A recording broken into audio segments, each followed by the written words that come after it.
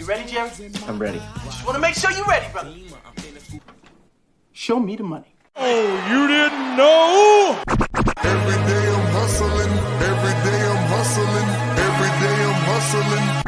You put my shoes on, you wouldn't last a mile. Summertime, wintertime, I'm on the grind. Yeah, I got the ring, I'm the champ, I'm the genie of the lamp. This is the gift I was given, so I just live by my hustle. I keep me put in my pocket, it don't make sense, but don't make a profit. So I hustle, ladies and homies, make money, money. All out here for a pill.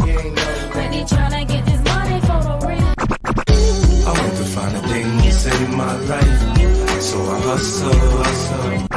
It ain't over for me, no, it ain't over for me. Here comes the money. Here we go, money talk. Here comes the money. Show me the money! Okay, let's go smoke that joint. What up? What up? It is Alex, the fantasy football hustler, back at you for another episode of Elevated Sports Talk. Let's get down to biz. What is going down? What is going down? All right. Let's see who's up in here. We got Emil in the house. Shout out to Emil. Shout out to Canada. What up? What up? And Will Power. What up? Also repping Canada. Said Cleveland restructures Deshaun Watson's contract, changing it to a signing bonus, allowing Cleveland to have the most salary cap room in the NFL. Ayuk to Cleveland. That's very interesting. I mean, in the beginning, they were kind of in the beginning, they were kind of in the mix, right? But then they got out of the mix like really, really quick. That interesting. And Emil said Deshaun Watson trade, probably the worst trade of all time. No, it's not. Trey Lance is the worst trade of all time. They traded 3 first-rounders for someone who was not even good enough to play in the NFL. No, Trey Lance is still the worst trade ever in NFL history. You traded 3 first-rounders for a dude that wasn't even good enough to play in the NFL. 49ers suck. And now look at what they're doing with Ayuk. 49ers are ruining it. They got a good scheme. They draft well when it comes to like the lower picks, but as far as like moves that they've made for trades, I mean, shit, they traded for Chase Young last year. Chase Young, they gave up a 3rd rounder for Chase Young. Trash. Like 49ers, they're like, They've drafted well, to a certain extent, and they have like a great scheme with like Shanahan, but they're fucking everything off, man. Like they are not going to win a Super Bowl because they are not making Super Bowl like caliber moves. Like they're really not. Yeah, it's real easy to forget about Trey Lance, right? I dropped him in some dynasty for like a defensive lineman. He's done. And Will says Ricky Williams is who I was thinking of. Nah. I mean, yeah, someone who has 10,000 yards in the NFL. It wasn't a bad trade for them doing it. It was fucking them fucking it up when they had the talent. That's what it was. Stranger, what up? It's going down. Shout out to the Houday Nation. All right. And yeah, see, like you can make a bad trade, but like if the player's not a bust, it's like the team's fault, like that's really what it comes down to. Like, yeah, Ricky Williams, like, man, Saints fucked it all up the way that they just handled him, like in general. And yeah, Mike Ditka was a fool for sure. I mean, they were a circus act, like over there at that time. Anything that they could do to get people to call the Aints the Saints, because that's how bad things were. But that's very, very interesting. After I hit this bowl, cheers, guys. We're going to go over some of the news that's came through today and since yesterday night. So one of the worst trades in professional history was when Philadelphia Flyers traded Eric Lindros. Look that one up. Just give me the specifics. Give me the specifics. Give me the cliff notes. Give me the cliff notes.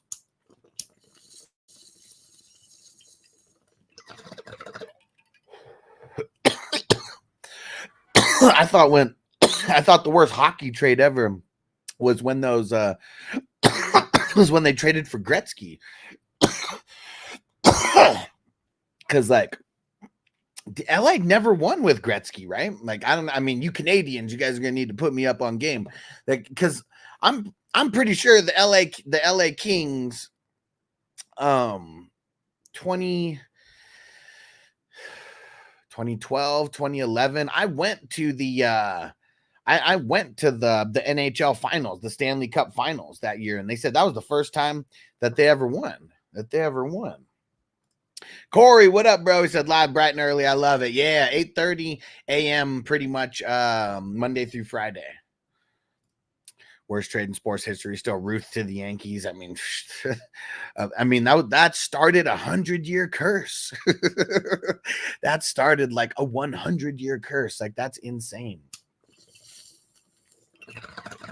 Then I know it wasn't 100 because they won in what 04, something like that, whatever it was. But man, that was a huge drought of not winning nothing. Will said Gretzky trade wasn't even close to being bad at all. Edmonton won the cup the next year.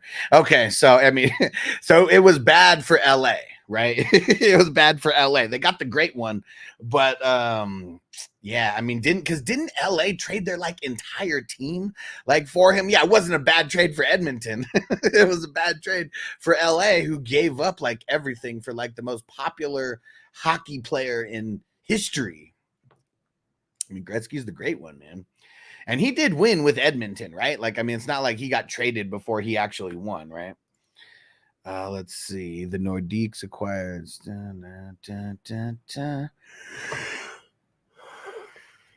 Yeah. I mean, you say it's bad, so I'm assuming everybody that they got was trash. I don't like when we throw out a bunch of fucking hockey names, you know, a bunch of old hockey players. Like, man, those are just going to be a lot of guys that I'm still not like sure who the hell they are, unless it was like guys who were on the fucking the Red Wings in the 90s. Because man, that's when the hockey games were like the shit. And I just remember playing all the hockey games and always wanted to be the Red Wings. They were so dope.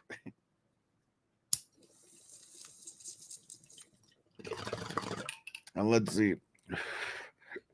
No, everybody that Quebec got turned into gold. Except Peter Forster was worth more than Eric Lindros in that deal. Well, I mean, see, but like, I don't know. I guess I don't know what we're considering. I mean, a bad trade. I guess if it's a bad trade for both parties, that's just a horrible trade. Quebec turned into Colorado and won their cups. Okay.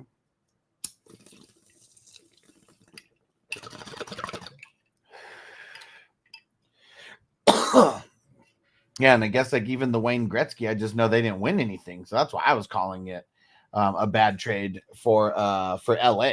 You know, at the time, LA is always trying to do some shit, get the most popular peeps over there in lieu of winning championships, though. You know. All right, let's see what we got here. Let me refresh. Let's see. Jeff Miller says Rashee Rice that the league is following closely with the development in the matters. It remains under review. Probably won't have much to say about Rice's situation while it's under investigation. Okay. Brian Callahan says he's hopeful that DeAndre Hopkins is going to play in the opener. What? I thought Hopkins was missing a couple games is what they made it seem like. Chargers releasing safety Tony Jefferson. Yeah. Eagles veteran DB James Bradbury suffered a lower leg injury. Ooh, that's not good. Approximately 6 to 8 weeks for the recovery time. Bengals bring Travion Williams back. Joe Douglas said that the Jets have been clear that they want Hassan Reddick here before they negotiate any contract adjustment. They need him in the building, they say. Vikings signed Brett Ripien and waived Jaron Hall. Bye-bye, Jaron Hall. Browns are releasing Tyler Huntley, and they signed Donta Foreman. Oh, yeah, this one was good. Jared Mayo, coach of the Patriots, informed the press that Jacoby Brissett is the starting QB going into week 1, and that Drake May will be his backup.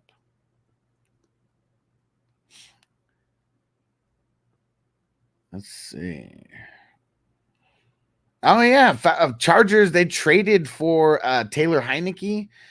I guess they wanted a better backup for. For Herbert, and we know Herbert's dealing with a little bit of injury right now. Will said Foreman just killed Jerome Ford's value, bro. He did not kill Jerome Ford's value, dude. Donta Foreman sucks. There's a reason why he just got released, because he sucks. It's funny just when some scrub like comes over here, oh, he just killed this other guy's like value. Like, no, that's just a fucking quick overreaction. Ryan Pohl said that Keenan Allen should be fine despite missing practices. Isaac Guerrero, he tweaked his groin, but they say he's hopeful he'll be back next week. And Will says Ford is ass. I mean, so is Donta Foreman. And Ford actually has a job. Like, he wasn't out searching for a job. Crispy said, I injured my brain cutting players last night. You should have just waited. You should have waited. You didn't need to yet. I'm going to go through, though. You didn't need to. You should have waited till midday today. Because, I mean, I could go through and I could do it, like, right now. But I'm probably just going to be waiting until I get off the show. But, yeah, time to make those moves, man. Cut downs. This is our cut downs 1 week. 1 week before the season starts. Emil said, what's the difference between getting released and getting waived? Getting released means you're just like cut. Anybody can sign you like right at any given time. Getting waived, it has to do with the contract. Like it has to do with the contract that you're paid. Like no matter what, like that's the specifics of it. But if you're waived, it has to do with your contract specifically, because someone, if they pick you up off waivers, they're picking up your contract as well. And so if you get waived, that means there's like a 1 day period where anybody could claim off of waivers, you know, just like what happens in our fantasy football, same shit. And then if somebody picks up the player that's waived, they take on their contract of whatever it is. If you're just released, whatever you're owed by the team pays you whatever you're owed. And then people are free and clear to pick you up, you know, at any time. And then you can re-sign for anything that you want. Well, anything that they'll pay you. How about that? Because if you get released or waived, you ain't got the choice of what you're getting paid. And Crispy said, might miss the opener. Who might miss the opener? Stranger said, so far, KJ Henry DE is the biggest pickup for the Bengals since the cut started. Cool. Yeah, and yeah, thanks for like telling me. I mean, I know it's funny. Once you told me that Miles Murphy was hurt, then I go to like, I'm going through all my dynasties, doing my due diligence, putting people from my taxi squad who are going to be injured in the IR instead to open up another spot like for me. And Miles Murphy was one guy that I did that in 2 leagues, open up a spot in the taxi. Crispy said, I tweaked my groin making content.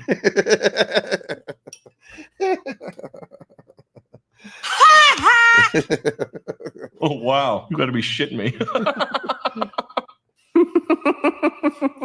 You're fucking savage, Crispy. You're fucking savage. That one got me laughing out loud. Derek. Hey, salute, Derek. What up, bro? All right. And Derek, you just missed all the news that it just came out. Nothing too crazy, but I'd say the craziest thing was Jacoby Brissett being officially named the starter. Officially named the starter for week 1.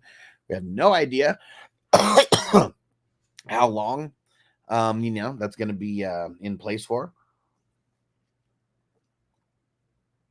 But Jacoby Brissett knows the Patriot way. Won some games for him back in the day when Tom Brady was suspended and Jimmy G got hurt, and ended up being the starter for the Colts, like on a whim when Andrew Luck retired. And kind of just like a journeyman who knows what he's doing, you know, like he's a vet in this game.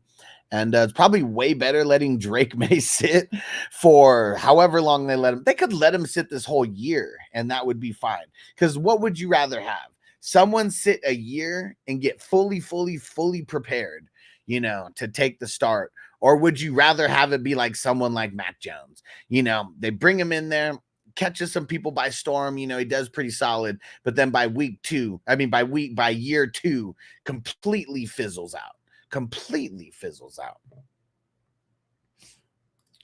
And Derek said, "Wow, I thought Drake May would get the start because Jacoby was hurt." Wow. Well, he's hurt. He's not injured though. Like, that's a difference. We know that everybody in the NFL, you come a couple games in, you're just a couple games in. You're everybody's hurt. Everybody's hurt. Emil said, "Nah, let him play. I didn't draft you 3rd overall just to sit." See, that's the thing though. Trey Lance was drafted 3rd overall. Sam Darnold was drafted 3rd overall. Zach Wilson was drafted 3rd overall. That's 3 3rd overall picks that I just mentioned that have been drafted in the last 5 years. Sam Darnold, because of the injury to the rookie, like now he's got a job for like a full year. But come on, man, it doesn't matter where you are drafted. You could be drafted with the 1st overall pick. Like, it is all about making sure that these guys are ready, and the Patriots aren't winning shit. So, like, what would the point be of making him start the first 4 games of the season? Let's just say that. Like, why wouldn't Jacoby be given 4 games, to see what Drake May is doing, actually preparing? It's so hard to prepare as an NFL quarterback. Like, that's one of the things. Like, man, it is so hard to prepare as an NFL quarterback. It is no easy job. So, like, if you could just learn the preparing, part of it, could be a half a year. Could be 4 games, could be a full year, like, that's my point. And he says, "See your point." Yeah, that's my whole point, is that you have this kid potentially for 5 years. If he's good, you'll have him for the 4, and then you give him his, unless he's really, really good, and then you extend him early. But that's just one of those things, man. Look at Jordan Love. Like, I know that they picked him up, because they thought Rodgers was going to be like leaving in a year or 2 or whatever. He sits for 3 or 4 years, but then he ends up like, now he comes in, hits the ground running. Same thing with Rodgers. Like, it sucks to let guys sit like that for so long when we're like all on this crazy rookie hype, But who's to say that Drake May is ready to go up against the Dolphins defense right now, the Jets defense? Those are just 2 teams in their division that they're going to have to play 2 times each. You really don't need a young QB. You really don't need their mind getting fucked up, because once their mind's fucked up, there's no coming back. There's no coming back at all. There's no coming back from that. Because, everything that's happening on the field, all of these guys are super, super talented when it comes to what they're putting on the field. When it comes to the best quarterbacks, though, between the ears, man, like, that's really what makes the best quarterbacks turn into, like, some of the best franchise quarterbacks that we ever see, and it's how smart they are. And not just how smart they are, but it's like how they're picking up the game, how they're reading the defenses, how they're preparing for Sundays, all that type of shit. And he said, Jacoby and Darnold are sitting in my WW, my Superflex Best Ball League. Well, things will, that's pretty cool. That's pretty cool. You're looking good. And Jay said, yeah, not everyone's CJ Stroud. Even the guy who was picked in front of him, Bryce Young, come on. We'll see what he does this year. But if we're just going from last year, just off of rookie year, where a lot of people determine your entire future off of your rookie year, Bryce Young's looking like a bust, and CJ Stroud's looking like a franchise quarterback, and that's how quick things can turn. And let's see what Bryce Young does, because I'm not saying he's a complete bust yet, but I don't want no parts of him. He's got to do a lot to turn around a real shitty offense. And it's not all on him. It's not man, he's probably so pissed that the Bears traded away, that pick. Because as bad as the Bears are, the Panthers are really bad right now as well. Really, really bad. So, yeah, not everybody's CJ Stroud. You're damn right, Jay. Toker 1, Jay.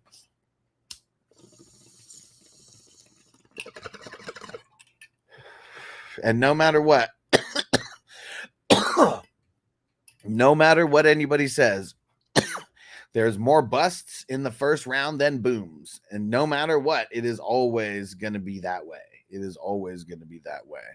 And Derek said, I don't want Bryce Young either. He said, play the drop. He's a bum. He's a bum. You know? He was a bum then, and he's a bum now. Man. Yep. He's a bum, man. He's a bum. Cannot play with him. Cannot win with him. Cannot coach with him. Can't do it. I want winners. I want people that want to win.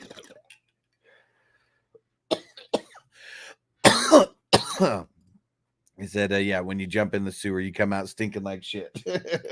Yeah, what's another one? When you lay down with dogs, you're bound to come up with fleas, you know? And, I mean, it's just like Trevor, okay? Super uber talented, you know, like the best fucking QB prospect since Andrew Luck, you know, like just everything. Hype. And even before that, it was Tua, right? Everyone's tanking for Tua. And all this shit. And look at Trevor. Goes to a real shit situation. Real shit coach. Nobody really over there, like at all, like to help as far as pass catchers go. And then, you know, year 2, I think they got Christian Kirk. You know, that year you start making moves. You get like Calvin Ridley. What was he? Calvin Ridley for year 3 or something. You know, I mean, a lot of different things, but it's like people are hating on Trevor because he's not putting up the best stats. But man, like the shit that he has overcome over there, because the Jags have been shit for a really long time, especially at the quarterback position. And hey, Antonio in the house. What up? We're talking about some potential QB busts. And what up, Jose? What up, bro? And Will said Urban Meyer almost ruined that franchise. Lord's real. Like, that's what I'm saying, man. Like, look at a guy like Vince Young. Okay. I'm not saying Vince Young's the most talented quarterback or whatever, but he was a top 3 pick in the NFL draft. He ended up winning, you know, the national championship, where that might have been the most players that came into the NFL from like just one game. I think there was like 30 guys out of that championship game that like made it, you know, that far, and or made it to the NFL after the championship game, all seniors and all that shit. And man, he has like a great year 1 season. I mean, everything's looking good. Makes the Pro Bowl as an alternate, you know, a whole bunch of shit. And Jeff Fisher, man, he ruined him. Jeff Fisher ruined him. And Derek, he said, in training now. He said, now y'all been trying to listen while I can for now. Appreciate you, bro. Appreciate you, my brother. Stranger said, I was happy to hear that New England named Brissett the starting QB. It was great. It was nice for the Bengals to have a home warm-up gimme before going to KC week 2. Hey, man, Jacoby Brissett's a vet in this game, you know. Could be a trap game. Jason, I don't think Daniels or Williams are in the same situation because they got some teams around them. Well, I mean, Caleb automatically starting off, you know, with DJ Moore. Then they go get Keenan Allen. Then you draft Rome Odunze. I mean, like you look at some of these quarterbacks who come into the NFL, like he's actually starting with like 3 decent options. I mean, some would say better than decent. You know, it's just setting the kid up for success. You know, it really is. It really is trying to anyways. Like we'll see how much the fucking the coaches, you know, kind of like mess things up or whatever. Because Chicago, I mean, they seem that they're doomed, but they're doing the right things around fucking Caleb. Like that's for sure. They got a decent defense over there. They might have the best secondary in the NFL. They might. They're very, very solid. Very, very solid. And Kyler Gordon, get ready, guys. They said they're officially moving him to the nickel spot. I think he's going to be the full-time nickel. So for fantasy football, Kyler Gordon, booming. And Crispy, let him know. Get into the IDP draft. Yeah, we need a few more for the WWF themed Superflex IDP. It's a $55 buy-in. We're going to be drafting our wrestling characters. I'm going to be doing a Royal Rumble live on YouTube for the draft order. It is going to be super, super fun. You guys do not want to miss them. You guys do not want to miss them. Aaron Rodgers and his Jets are a mess, according to 31 NFL agents that spoke to The Athletic. There's a complete disarray over there. Look at how they've handled Aaron Rodgers. Has one player had more power than him? Tom Brady, Peyton Manning.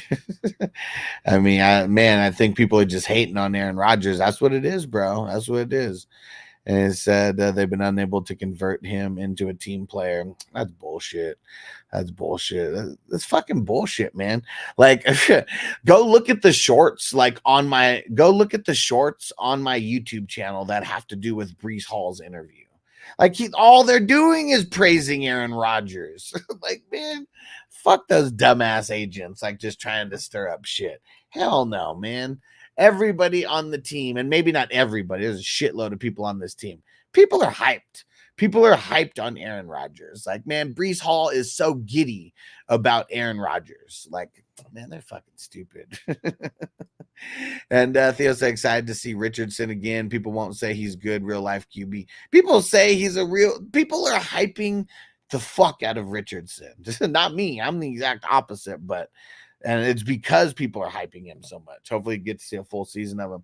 He better have learned how to protect himself, because if he doesn't protect himself while he's running, he's going to get hurt again. There's no ifs, ands, or buts about it. Like, you can't just be like that big and like think that you're just stronger than everybody else, because it's not college anymore.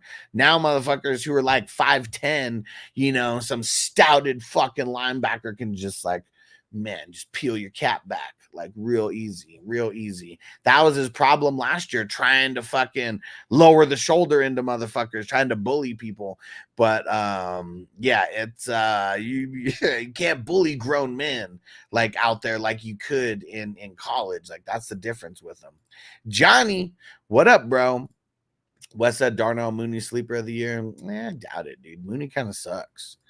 Said I agree, it's all bullshit and propaganda. They're still hating on Aaron Rodgers because of his immunization comment. Yeah, I mean, for sure, Aaron Rodgers is gonna be the villain 9 times out of 10 when it comes to the media and just everything that's going on, because the media hates him because he doesn't talk to the media outside of the times that he is forced to talk to the media. I mean, he went on Joe Rogan. That was a good outlet for him, and man, that's a good listen. If you guys want to go get some insight into Aaron Rodgers, that's a good listen. And what else? And then Pat McAfee. I mean, I don't know if he's going to be going back onto Pat McAfee. We'll see. I mean, he should be. I mean, that's one of the reasons why ESPN picked up Pat McAfee. And people say he's going to be good for fantasy, but not real life. Yeah, I mean, it's all one and the same to me. Because and the reason why, it's because everybody plays in those 4-point passing touchdown leagues and like shit like that, where it's only the mediocre quarterbacks who get like the extra boost for whatever reason. Magic Man Ricky said, we got 1 week, baby, on the road to a 3-peat. Let's go, Mahomes. Let's go, Kelsey. Let's go, Pacheco.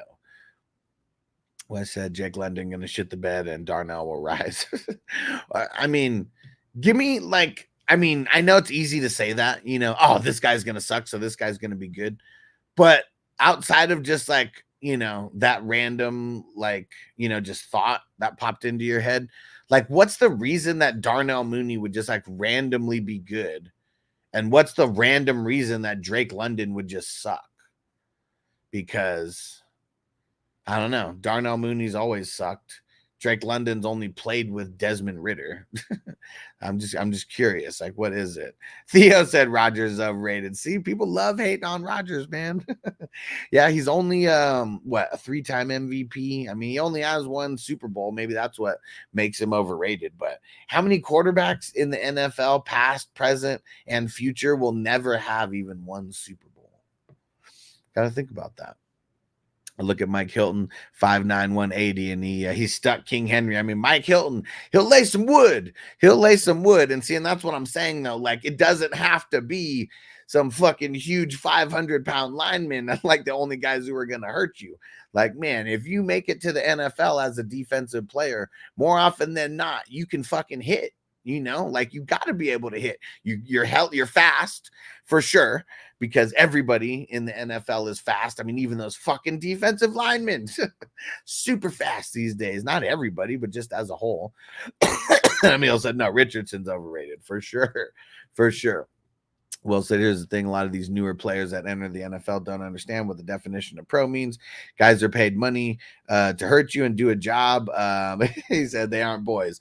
Well, I think people realize that, but it's like until you get your welcome to the NFL tackle, smack, you know, whatever, like that welcome to the NFL moment, we hear you know, we hear these rookies like, oh yeah, like I got hit harder than I ever got hit in my life. And now I know this is grown man shit. This is grown man shit. Will, what up, Will? He said, rank these RBs, Jacobs, Mixon, Cook, A-Chain, Kamara. He said, I need to get an RB at the 3-4 turn. Not sure which will be available. So for me, it's Jacobs, A-Chain, Cook, Mixon, Kamara. And it's probably going to be Jacobs, A-Chain, Mixon, Cook, Kamara. That's how I'm ranking them. Let me know. I know you threw this in a couple minutes ago. Throw a thumbs up or something so I know that you heard. Theo said he didn't deserve his last MVP. I mean, we could say that, but he won it. He won it. Who else should have won it over him?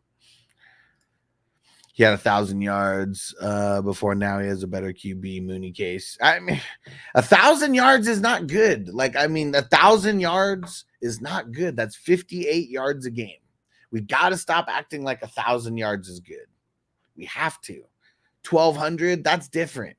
That's different. 1,000, no. Magic Man said Darnell 600, 5 touchdowns. My projection. 5 touchdowns? Watch, hell no. I'm with you on the 600, but 5 touchdowns? No way. Nigel, what up, Nigel? Shout out to Serbia. He said, at work listening to some fantasy knowledge. Let's go, bro. Let's go. All right. Thanks, Will. And thanks for subbing. If you subbed today, appreciate you, my brother. And Will said, like an Independence Day when Will Smith punches the alien in the head, welcome to Earth, except welcome to the NFL. And Derek said 1,000 yards is good to me. Not a lot of people get it. Yes, they do. Yes, they do. I'll tell you right now. Let's go see how many 1,000-yard receivers we had in the NFL last year. How many do you think hit 1,000, Derek, last year? Put your guesses in. Who hit 1,000 last year?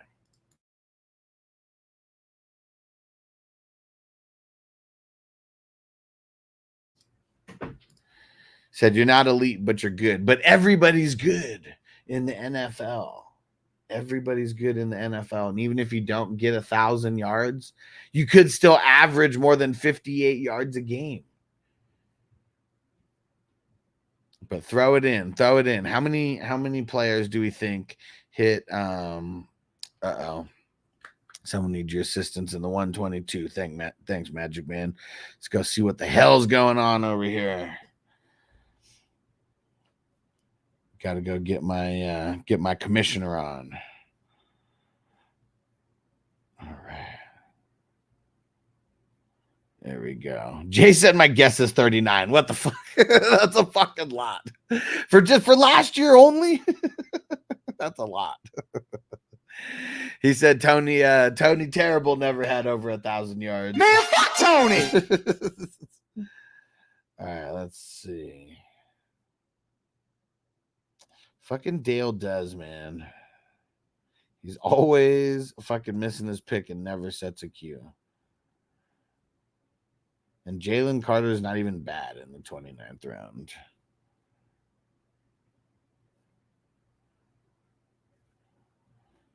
So tell me the number, Derek. I'm going to go look it. Derek said, getting your Roger on. We're going to do better. We're doing better than Goodell. All right, let's see.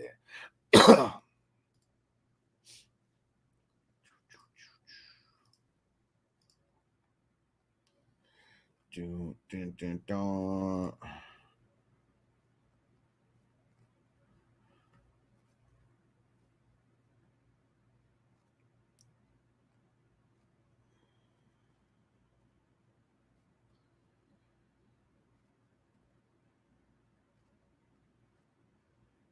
Okay. All right. Derek said he guessed 20. 27. 27 wide receivers just last year. That's it. Just last year hit for 1,000 yards. That's it. 27. That's a lot. That's a lot. That's a lot. And Derek said, so I was close. I don't know about that. Let's see. Let's see what percentage you were off by. You were off by 26%. You were off by 26%. Uh-oh. Noble's in the house.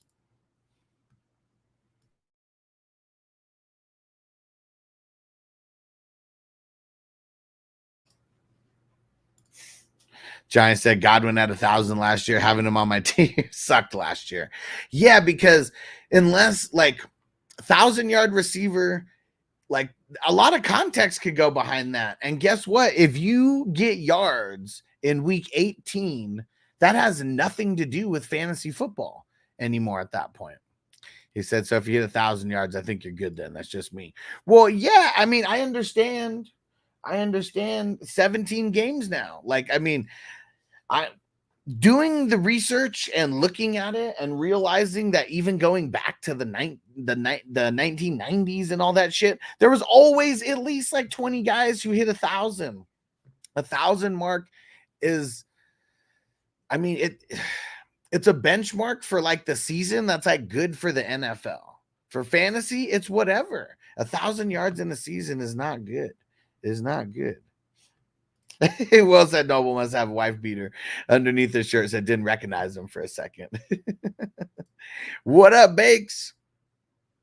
Doug said Tony will get picked up fast. Man, fuck Tony. No, he won't because he hasn't been picked up yet. It's already been over 24 hours. Let's see what Jose said. What do you think? I think if your team doesn't look good after you leave the draft, you didn't do a good job drafting. So let's see. Mahomes, Hall, A-Chain. Good start. Higgins, Godwin. Godwin shouldn't be a starter. That's not good. Musgrave, that's horrible. Flex is Kamara. I don't really like that. You should have gotten your wide receiver 2 instead of Kamara. Let's see. And then, damn, so you went crazy. Like, you went crazy on running backs. Like, I mean, it's cool that you got like Ken Walker, but he's on your bench. He's on your bench. And you have like a so-so like wide receiver 2. And bench depth, I mean, it's okay, but yeah, this is probably like a C+ like squad to me. And like, there's nothing bad with Godwin, but I wouldn't want him as a starter. He should be one of the people who are on your bench. Like, you shouldn't have a 4th round or a 5th round, 6th round pick wherever you got him. Shouldn't have a 6th round pick like on the bench and like while you still need another wide receiver, because all your wide receiver backups like are super suspect. Like as well. I mean, maybe Palmer, ends up becoming the one. Peace out, Derek. Have fun at training. Says this isn't horseshoes and hand grenades, Derek. You damn right. You damn right. Will said Tony would go to the Canadian Football League. Man, fuck Tony. They'd never have him, bro. I'm sure you can't even get into Canada. He said he'll suck there too. Maybe the Saskatchewan Rough Riders will pick him up. I doubt it. But speaking of Rough Riders, let's get some real Rough Riders going while we smoke this bowl. Yeah.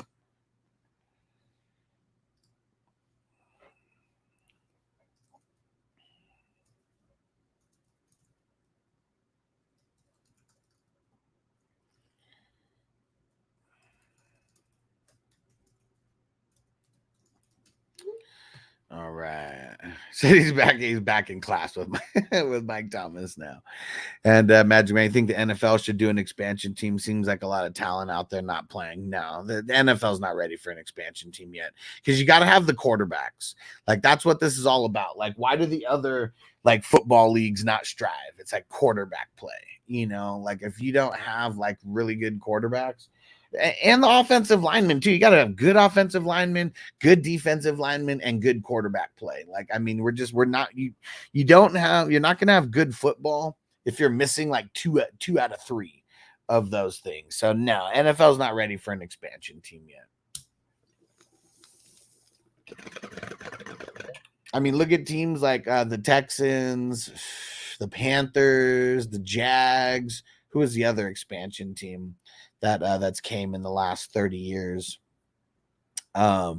You know, like, look at how bad the Jags are, man, for most years. Like, I mean, they had a couple little spurts of like being good, but mostly it's been trash.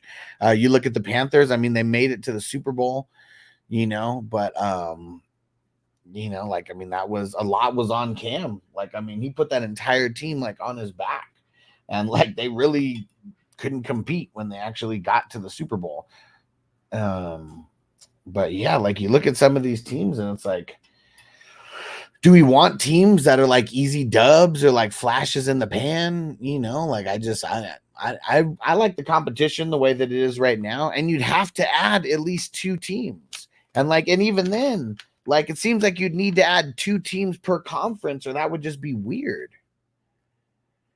So like, yeah, it seems like I don't think that they should expand until they're ready to expand to like 4 teams, but like, maybe how about 4 teams over a 2-year span or something like that, or a 2 or 3 or 4 year span, like something like that. Because like, it would definitely need to be planned, you know, to a certain extent. But yeah, it would just be weird how it all worked, because if you just added 1 team to each division or 1 team to each conference, how would that work? Because then you would just be adding 1 team to 1 division, and that would be it. Unless you split it up and then there's like 5 divisions of 3. But no, that wouldn't work, because right now there's 4 divisions of 4. So what would that be? Yeah, see, there's no like even way to like split that. Like, you'd have to do 2 per conference, and then you'd have to make it 6 divisions of 3. Yeah, see, that'd be interesting. That'd be weird. 42 times in NFL history, someone's recorded 1,500. 42 times. And what year, like, are we in, like, of like the Super Bowl era? Like, we're in the 50s, 60s. We're in, what Super Bowl is going to be this year?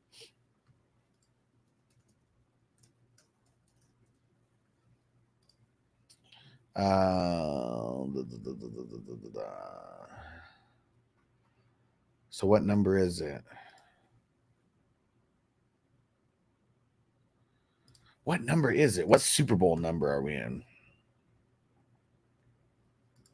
Said, I think 1 team per division with the current divisions. Big problem with watering down the product. I mean, see, like, I mean, that would be insane, because that would be 8 teams that they would add. Like, no way.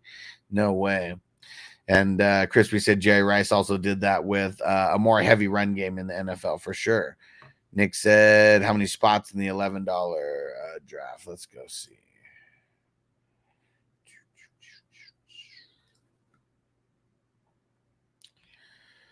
Today is the 130th division. It is the wrestler. So as of right now, there's only 3 people in. But things change really quick. 59. Okay. Yeah, what was the first year? 1967. So what would that be? So 40 would be 07. 07. 50. Yeah. 50 would be 2017. Yeah, so 50 something. But yeah, that's insane. Only 42 times. So yeah, that's not even 1 time per season, you know, that it happened. And now maybe the averages, you know, they're going to get a little bit higher. But let's see, even in 2022, how many people went over 1,500.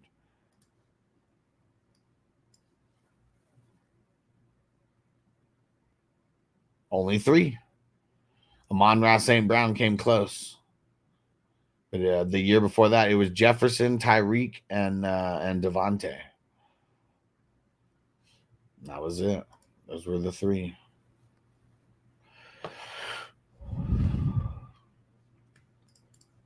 with the current shortage of offensive linemen, I don't see how even 2 teams, right, doesn't make the situation worse. That's what I'm saying. Like, how and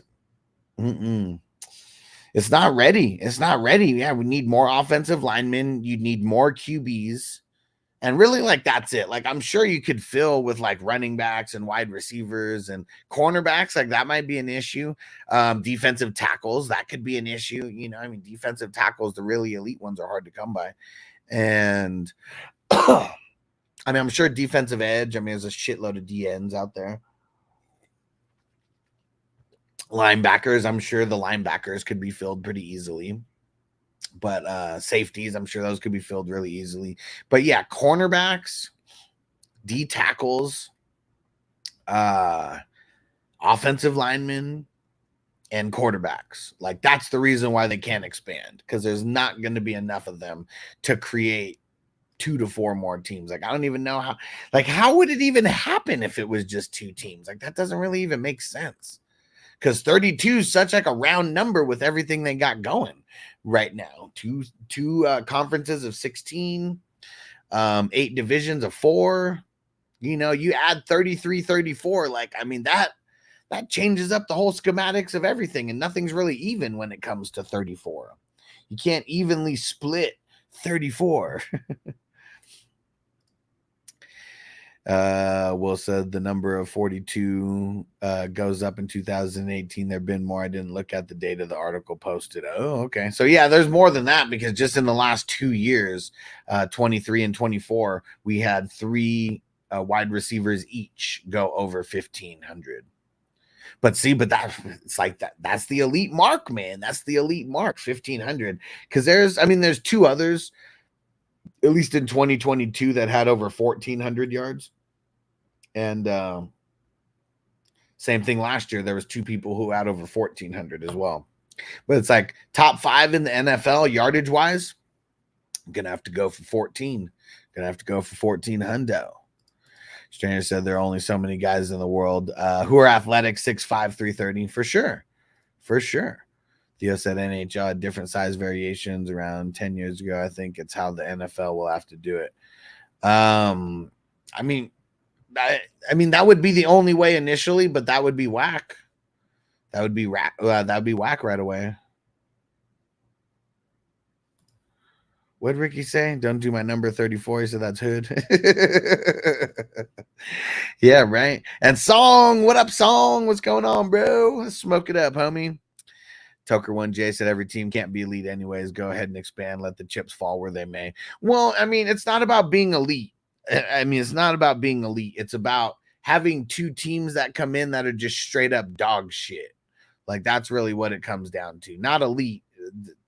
Like, we already know there's only a couple elite teams in the NFL right now. So adding 2 more, I don't know if it takes away from any of those elite teams, but I know if they do a draft like the way that they've done in the past, it's like people get like you only have, I think you can only protect like 1 or 2 players or some shit like that. And then everybody else is up for grabs. Everybody else is up for grabs. And 8 years, there were divisions with 7 or 8 teams. Yeah. Okay. But I'm sure for those 7 or 8 years, I mean, how popular was the NHL? You know, I mean, I'm not saying the NHL is not popular, but, you know, compared to football, like, I don't even think it's close. I think some people would lose their shit if they were now in a division with 5 teams instead of 4. Will said, I don't think there's enough talent to expand in the NFL. If they did, I think the product would get too watered down. Sir, I mean, with those new teams, for sure. Look at how bad the Jags, the Panthers, the Texans were for like the longest time. Like, I mean, if we want to see a team come in and just be dog shit for 10 years, like, I don't know. Like, I don't know if I want that right now, especially the way that the NFL is, because there's only a couple bad teams in the NFL. Like, there's a lot of, and then there's a bunch of good teams, and then there's a couple great teams, and then there's a couple elite teams, and that's it. And like, we don't want to add more to the dog shit, like end of the spectrum, like in this. Cause like last year, who are the dog shit teams? Let me just go look at the standings last year. I mean, we know the Panthers for sure. But yeah, let's see. I mean, Patriots only had 4 wins.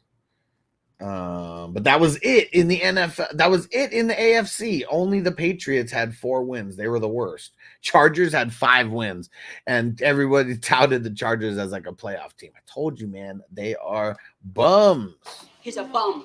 He was a bum then, and he's a bum now. And then the Commanders had 4 wins, and the Cardinals had 4 wins. And then the Panthers had 2. The Panthers were the only dog shit team last year. That's it. That's the only dog shit team. The Cardinals, the Commanders, the Patriots, those teams were bad. They were bad, but they weren't dog shit. They still won 4 games, you know. That's usually what like the minimum is in the over-under for those bad teams is like 4. They hit it. And but yeah, I mean, then it's you know, and then there's just like levels of bad, you know, because the Titans were bad, the Chargers were bad. But then you get to those like the 7-win teams. Like those are the halfway decent teams. I mean, the Jets had 7 wins last year with no Aaron Rodgers. 7 wins last year with no Aaron Rodgers. That is insane. The Raiders and the Broncos, 8 wins. I mean, halfway decent. They weren't like horrible, you know, and probably not even halfway decent. They're probably in the bad category. Those guys. Bengals, I mean, they had 9 wins, you know, halfway decent team last year. Burrow's injured the whole time. Colts and the Jags, 9 wins, the halfway decent teams. Cowboys and Eagles, though, you know, there you have some of the good teams. I don't even think they would like, who would be the elite last year? Like 12 wins kind of was elite on paper, you know. Ravens, I mean, Ravens were elite with 13. It's like, yeah, you get over 12 wins, you might be in the elite category. And it's crazy to think that, because I mean, we're not really seeing these 14-win like squads anymore. Said somebody to be the 90s Browns. Chase Hill, AJ Brown. No, what? No, what was that? The 2022. Oh. Who would you take in a vanilla league with the 7th pick? So I'm assuming you can't get one of those 3 running backs. It'd be Hill for me. CD or Hill. Well, I'm guessing CD's gone. So, but yeah, Hill. And then Amon-Ra would be my next up after that. I think, man, Ricky USFL got players and college players coming in. It's like 5 QBs, and look at Pittsburgh. Russ could have his own team. Well, so when it comes to football, NFL is the elite of the elite. I mean, the players, yeah, for sure. For sure. Dude, what the hell? I totally just dropped my coaster for my what the fuck? I totally dropped the coaster for my cup right now. And like, it's not under. Like, where the fuck did it go? So fucking weird. So fucking weird. Oh, there it is. All right. What'd Crispy say? Close comparison would be between the NBA and the WNBA. Oh man, like the USFL and the NFL. Yeah, I mean, not even close. I mean, the WNBA has been around for like what, almost 30 years now. Took them a long time and a couple players this year to like get them over the hump of being like super popular. Dog poo championships between the Panthers and the Pats this year. Yeah, Panthers and Patriots are not going to be good. Cardinals going to be well improved. Commandos going to be well improved. Chargers, I bet you Chargers are going to be one of the dog shit teams this year, especially with Herbert already being hurt. And Titans, I feel like they're going to be one of the dog shit teams this year too.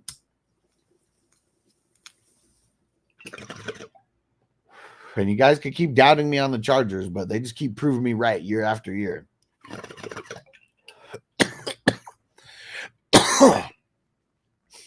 And Stranger said 9 wins with no or an injured Burrow. 3/4 of the season for sure. For sure. Magic Man, if you get the right owner and the right coach, could fall in place. Or San Diego could get a team. San Diego doesn't need a team, man, if I'm being honest, because there's too many people in San Diego who aren't from San Diego. So, like, they won't care about the San Diego team anyways. He said Mexico, 2 overseas teams. I mean, can you just imagine that, though? Like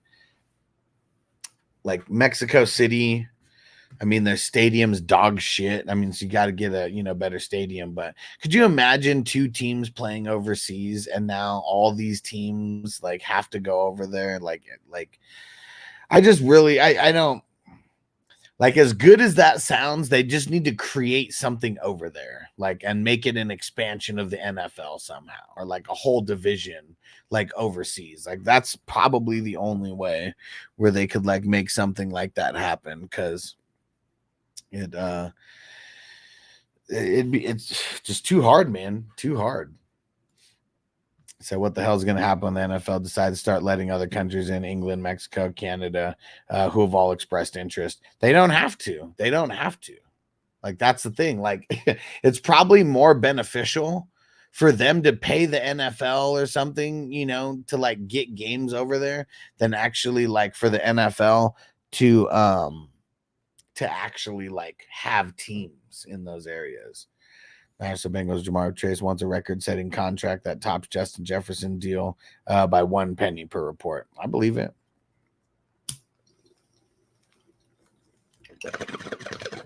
Sucks for him though, because he might have to wait a year to get that.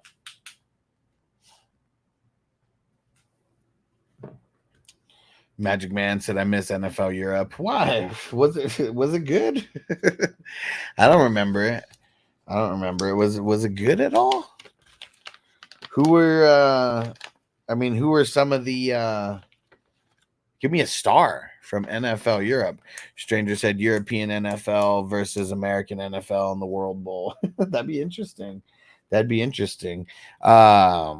I know they do have a football league out there, though. What's it called? The ELF, the European League of Football, I think is what Marco always tells us about.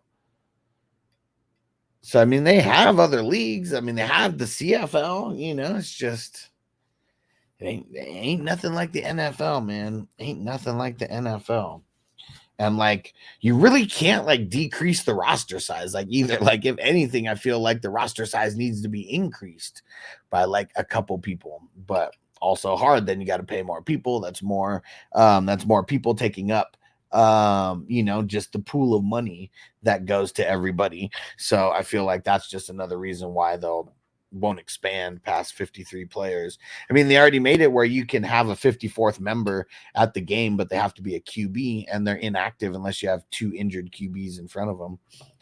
And Will said the CFL is absolute dog shit. Yeah, and like, I mean, it's just because it's so different, right? Like, I mean, there's a lot of little differences. I mean, that's why the XFL and the UFL have kind of been cool, because it's a similar game, but with way downgraded talent. but they get to try things, they get to try things to make like the game experience just like a little bit better. Oh shit. Ron in the house. What up? You got perfect time. About to start a little puff giving this motherfucker. And Ron said, Varsity Blues was big time, bro. He said that man, Billy Bob, was such a crucial piece of the film that made it true. He said Moxon getting into Brown and only playing that 1 season of football, really cool as well. Yeah. And because he made it to Brown, not as a football player, just as a scholar. But yeah, man, that's one of my favorite football movies of all time. I'm glad you got to see it for the first time, man. That is super cool.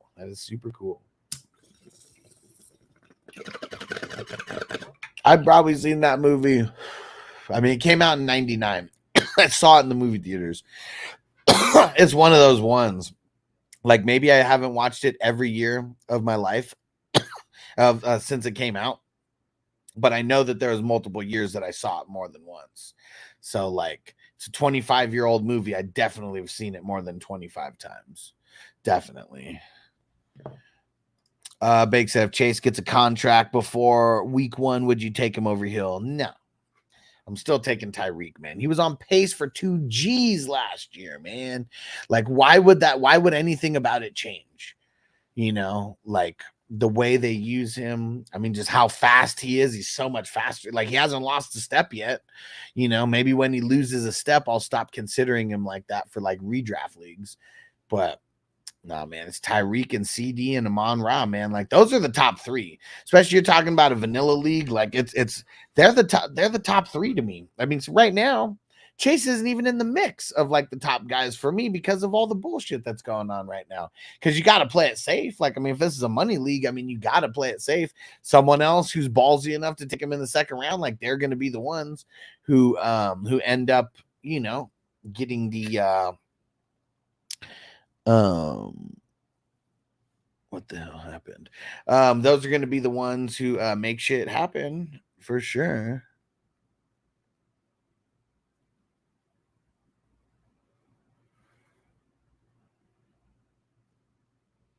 We got a lot of chatter in one of these wafers leagues.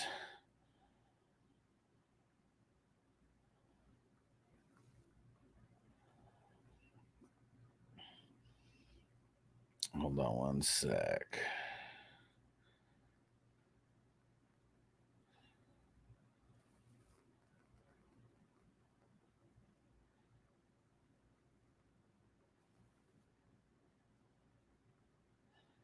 Just have to get my 2 cents in there as well. And Will said the guy who played Billy Bob in real life died. Did he?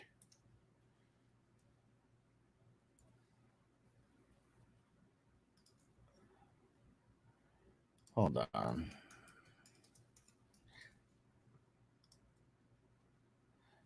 I thought he was the one who lost like an insane amount of weight.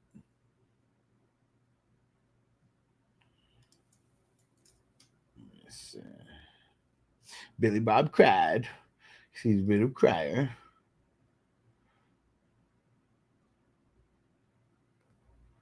Where's Billy Bob? Billy Bob, Billy Bob, Billy Bob.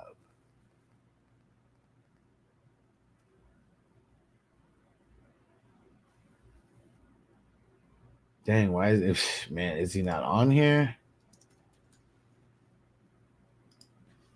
Ron Lester.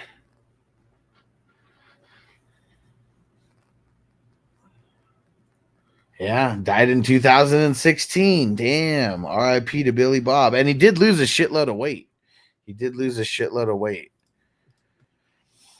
said, do they had players? John Kitna, James Harrison, Kurt Warner, Adam Vinatieri, Donta Hall. He said the stars on the come up. I mean, that's pretty cool. I don't even remember it back then. It says then taken away from the NFL teams, allow a couple teams from UFL to come in and join to expand their teams, join the NFL like Birmingham. Interesting. Yeah, RIP Paul Walker, man. RIP to Paul Walker. His hamstrings scare me. He's always hurt. I mean, it may be. Being hurt, still led the NFL in yardage last year. And so I don't know. Like he's too consistent, man, compared to some. I mean, look at how he's been over there. It doesn't matter that he's gotten hurt. Look at how he's been the last 2 years over there.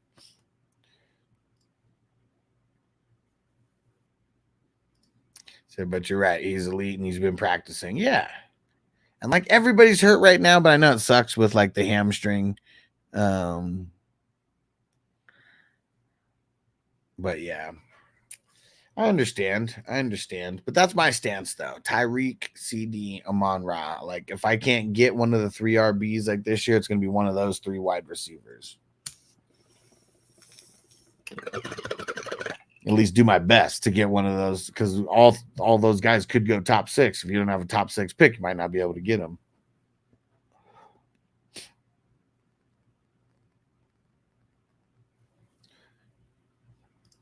Ali Larder would make me into a banana split any day. You're a savage. So funny. He was, I remember when he was like, after he gets her to put on the blanket or whatever, and he's like, dang. And she's like, what? He's like, I usually fall for the whipped cream bikini every time. That shit's funny. And how did Lance like tell his sister like about that? Oh man, Jules, I gotta tell you, this chick wore a whipped cream bikini for me. Like, why would you be talking to your younger sister about that? I just don't, I don't know. They are in Texas. I don't know how you Texans get down over there. Maybe it's a thing.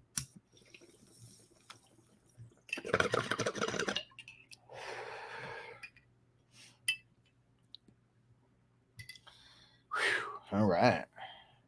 Let's go check and see if any other fantasy football news has came in since we've been live.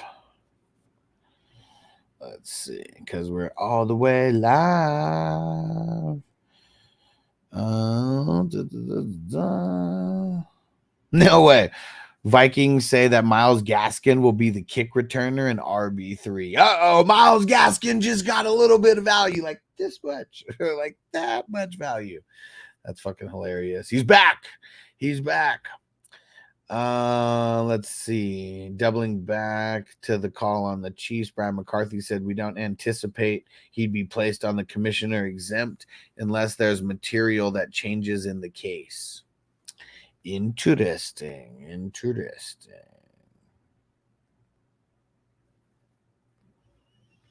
So Rashee Rice might not get in trouble.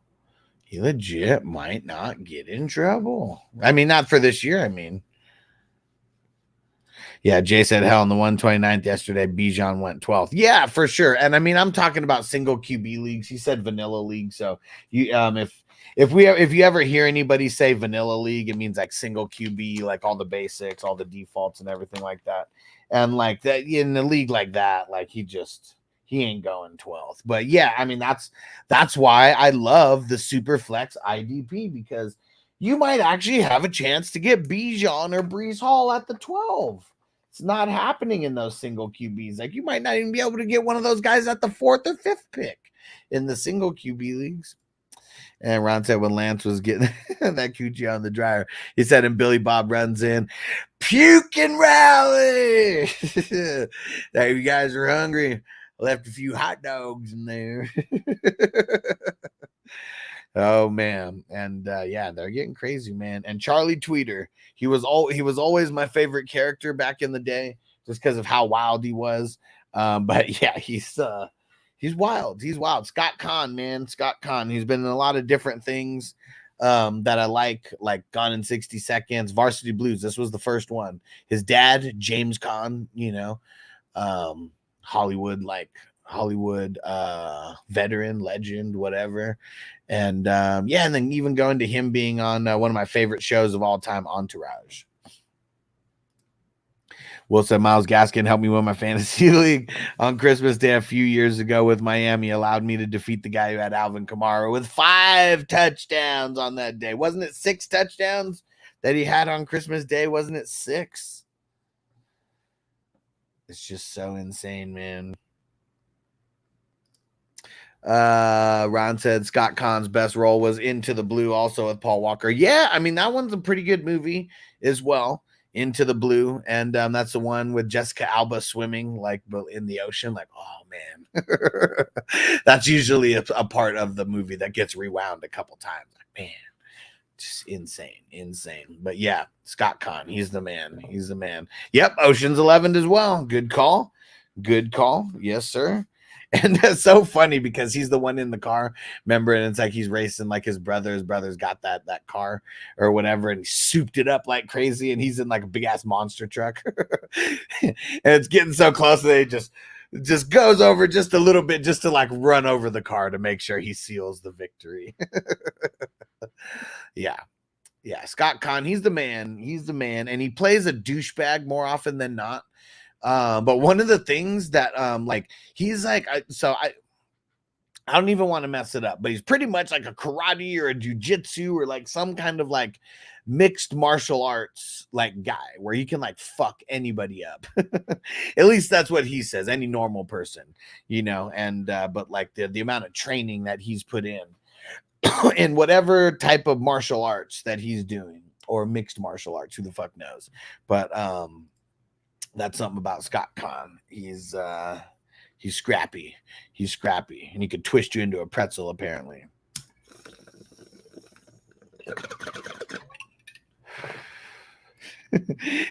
Crispy said, in Texas we be picking up a date at the family reunion.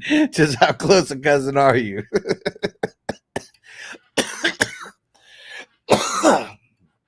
Oh man, fucking Crispy. See, that's how it be, man. That's what I figured. Some parts of Texas, you know, I mean, they say all my exes live in Texas. I mean, they didn't you know, we know how it is. And the slight intro into opioids and Varsity Blues was super interesting as well. Like that was the time when it was ramping up big time in high schools around the country in real life. Yeah, for sure. And took some balls, right? Like, I mean, a happy-go-lucky like football movie or whatever, but you know, like movies like Varsity Blues, the program, you know, like where they're showing like, you know, I mean, obviously he was like, you know, this is one of the best times of our life, winning championship, like all that shit. But like, man, the shit that they had to go through, you know, like as well, like no boo-hoo, you know, for them, but you know, it's crazy when you see it and know that there's programs out there that are putting needles in motherfuckers' knees, you know, and that shit sucks. To get them back out on the field, like right in that game when they should be missing weeks or whatever. And back then, you know, with the fucking concussions, like, man, I mean, see, look, they even like went into like the concussions and the CTE a little bit, like in that. And like, they didn't give a fuck. Like, they didn't give a fuck about him getting his head smacked and all that. And he's like with the oxygen tank, like on the side, like sweating, like dying. And Moxon's like, man, if you're not good, like say something. And he can't even think straight to like say that. And the coach, Moxon, get your ass back on that bench. Get out there, hoss. And man, like, look at that. Like Lance Harbor, you know, he went down because of that. Billy Bob totally fainted on the field. Lance Harbor fucking D-end or DT just straight unabated to the quarterback. Bow, fucking broke his knee in fucking 10 places. They said he broke every ligament he had in his knee, or tore every ligament he had in his knee. And they said all the damage that he had, he shouldn't have even been playing. Look at the coach. Never said anything to me. But they're giving him those shots every fucking every day. Every day, probably. Crispy said Mike Williams available to play week 1 MVP. No way. Let's see. Hold up. Let's see if anything else came. Yeah, Robert, this is according to Robert Saleh as well. Available. It said he's available week 1. And I know that's exactly what you said, but it didn't say that he was going to play. But when I read what you said in my brain, I read he's going to play. Said he had a nice practice today with 4 out of 5 catches. And he said, so there you have it. Mike Williams will play versus San Fran. Okay, never mind. But that's from Rich Samini, who said that. Saleh didn't say that. But they're making it sound like he is. But you know what I say about Mike Williams? He's a bum. He was a bum then, and he's a bum now. He always gets hurt. Like, he's like, it's crazy because like he goes up when he makes these high ass catches where like it seems like he jumps like 10 feet in the air, but like he always falls on his side. And like when he falls, it looks like he fell from like 50 stories high. It always looks like that. And so I wonder, let's see. But Man, the Jets. I'm curious what to think about this Jets 49ers game because, I mean, as of right now, you got no Reddick for the Jets. But as of right now for the 49ers, you got no Ayuk. You got no Trent Williams. You got no Dre Greenlaw. I mean, I know they do have Devondre Campbell over there now who should be filling in for Dre Greenlaw for these first, however, I mean, he's on the pup, so he's missing at least 4 games. Who knows how many he actually misses. And it's just going to be very interesting.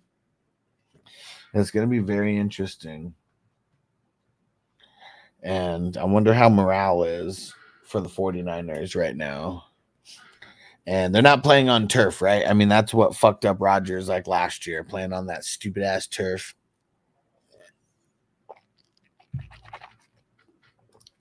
Toker won. Jason, I'm going Jets in that game. Yeah, I really feel like this is like San Fran. It's like every couple years they just have like everything bad happen to them, injuries, like all that type of shit.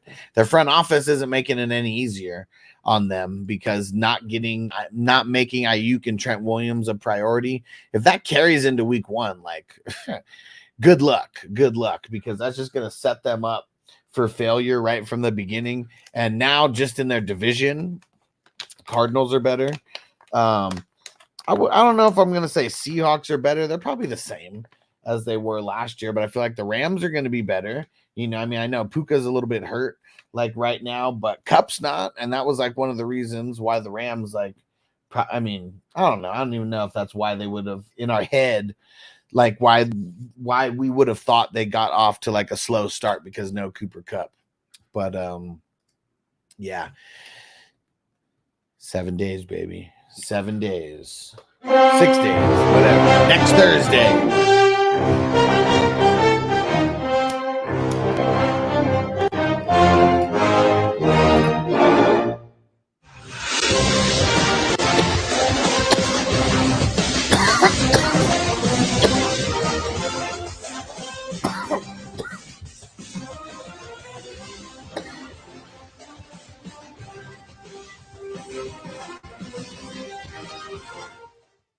Will said Dallas Cowboys running back Rico Dowdle figures to play an enhanced role in 2024 following the departure of Tony Pollard. The team brought back longtime Cowboys Zeke.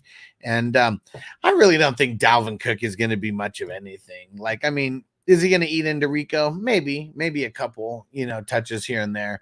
But he's not going to fucking – if Rico's good, okay, which remains to be seen if he's good – he's going to get the touches because Dalvin Cook is not good. He's not good anymore. Like, he's bounced around now from a few teams to a few teams. He got cut. Like, that's like another thing. I mean, come on, man. Like, you're getting cut by teams out there. Like, you're not that good. Like, it has to be a special fit for you to even do, to even do anything. And so I try to share the whole quote, but I fucked it up. All good. All good. Who's more likely to get a ring in the next 5 years, Caleb or Love? Neither one of them are winning a Super Bowl in the next 5 years. I'm not even going to say one or the other because neither to me. Waiting on the season to start for us is like waiting to wake. It's like waiting to wake up from a bad dream, right? Right.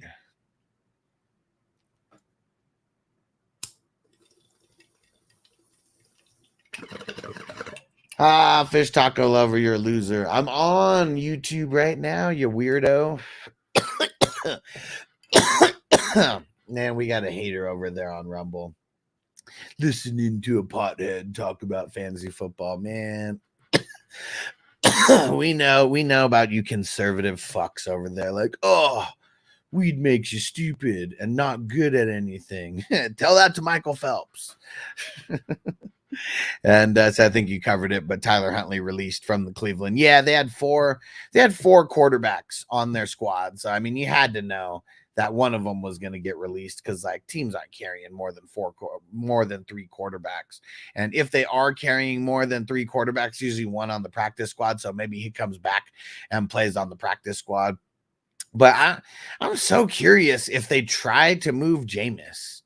Like it legit would have to be a team like Giants or like something like that. And Crispy said, where's that prime time motherfucker at this morning? He's usually not. I don't know. Sometimes maybe he comes in on the morning shows, but he's always coming on the evening shows when we do our drafts and shit. And Wood will said, man, I'm probably one of the biggest right-leaning conservatives around. I don't give a shit if you're smoking anything. Hey, there we go, man. And I know we don't get into political affiliations and shit too much, but you know what I mean. The fuck you, if you call someone a pothead, like automatically, just like you're aging yourself, like right off the bat. And if you're young and you use that term pothead, like you were raised by like some real super stupid conservative people like right now. And I know Dalvin isn't what he used to be, but I think he will be. I think he'll cook in Dallas. Nah, I'm not going to say that. No way. Dallas's line isn't what it used to be. And even if you're a guy in between the 20s, like a lot of times that isn't good if you're not scoring touchdowns. We need the touchdowns. Like you need to have so much volume if you're not going to be a touchdown guy that sometimes it's not even worth to roster guys like that. Say that to Woody or Willie. Exactly. And I've already smoked weed with Tommy Chong, like Devin the Dude, like a couple like of these, the legend weed smokers out there. It is my whole goal to, eventually be able to smoke with even more of the greats. Ron, so what's another big football film I've seen? Any Given Sunday. Oh, Rudy, man, Rudy is like the most Hollywooded up like movie ever. Joe Montana played with Rudy, and he was like, that movie sucks. He was like, it wasn't like that. He was like carrying him off the field on everybody's shoulders. That shit didn't happen. But how about The Waterboy? Comedy, but Adam Sandler. And how about Longest Yard? Football, Adam Sandler. Let's see. Will said Rudy's such Hollywood trash. For sure it is. And he said, my name is Willie. Where is it? My name is Willie. Baby, I keep the ladies creaming, and all my fans got screaming. You can defeat me, you're dreaming. The program, there's so many. Jerry Maguire, Necessary Roughness, Little Giants. Like all you have to do is just be paying attention to the best ball drafts, because I got a whole bunch of football movies like listed in there. V Paints on Twitch. Thanks for the follow. Thoughts on my draft 14 teamer: Mahomes, JJ, ETN, Laporta, James Conner, Godwin, Christian Kirk. That's pretty solid for a 14 teamer. Yeah, and so let me see. Mahomes obviously is starter. Etienne and James Conner. Those are starting running backs. JJ and Christian Kirk and Godwin. Yeah, so two starters and then one flex. Yeah, it's really solid for a 14 teamer for sure. You're definitely gonna need some running back help along the way, and probably not gonna be. You don't have to necessarily trade for a running back. You just have to be paying attention to the waiver wire like nobody's business, because running backs are always the position that comes up throughout the year, because there's always going to be people getting hurt. But make sure you hang around here, because I go live. I'm live on YouTube as well right now. I know there's no we usually play a lot of music, so Twitch, they delete the they don't keep the video on demand there. But if you ever want to go see replays or anything, I got so many mock drafts and things up there. Go to YouTube, Fantasy Football Hustler, and you'll find me. And definitely go subscribe. And yeah, and I have a fantasy consulting service as well. I'm a fantasy football consultant, and 420crew.com if anybody needs to anybody wants a one-on-one experience of like a guru in your back pocket that you can just, message anytime, text anytime. Go get signed up. That's what my business started off as first, a fantasy consulting service. And that's still the backbone of everything, that I'm doing, because during the season, I mean, it feels good in August, like, because there's a bunch of people who, they're not in the dynasties. They just play redraft. They might be in their couple home leagues, whatever, a couple work leagues. But like when they hit me up in August, like, hey, I just signed back up. Let's go. We're doing this again. Makes me feel good knowing that I did a good job the year before.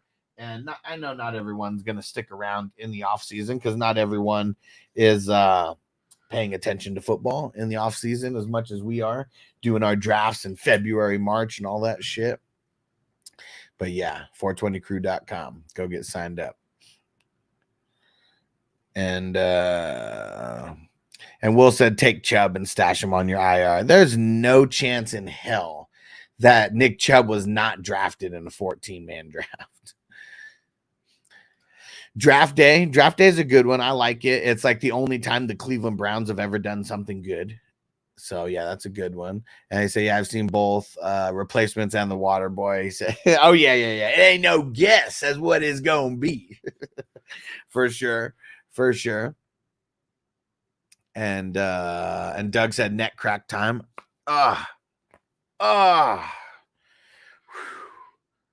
Woo. Man, it was probably neck crack time way before that. Like, man, that was a big one.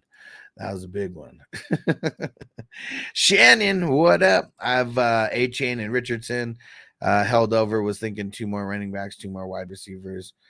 They grabbed Chubb at the 6-1, then grabbed Chubb at the 6-1.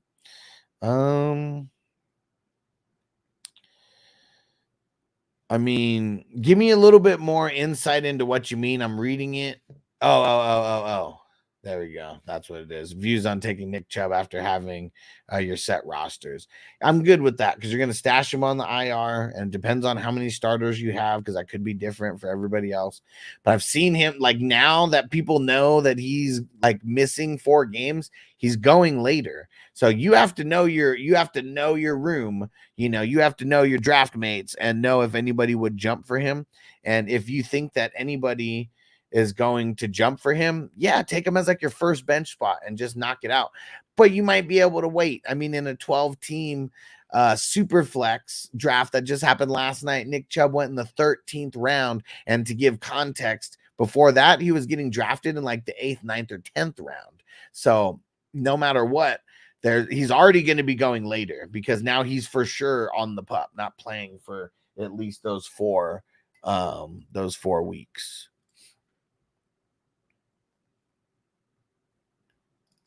And who knows?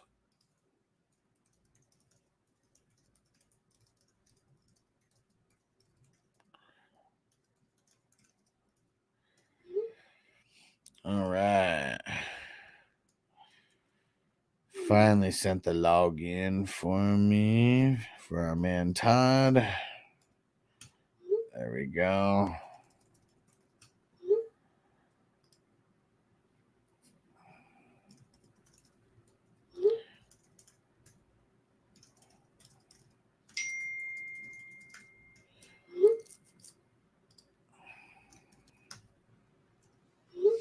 And Doug said refresh. I mean, that was a good that was a full refresh right there. And Crispy's going over that. I love Crispy when he has to get crazy in the chats. He went over to Rumble, told the guy, crawl your ass back to the 50s. Go back to 1955, why don't you? And Jay said, no trolling today out of Tino. I haven't seen him since. We'll see.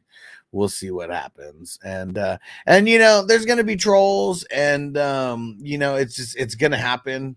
Like, no matter what, there's a lot of people who, like, they're going to hate on me because, like, I smoke weed, I work from home, I'm building a business, and, like, my business is like has to do with interacting with people, with smoking weed and like talking on camera.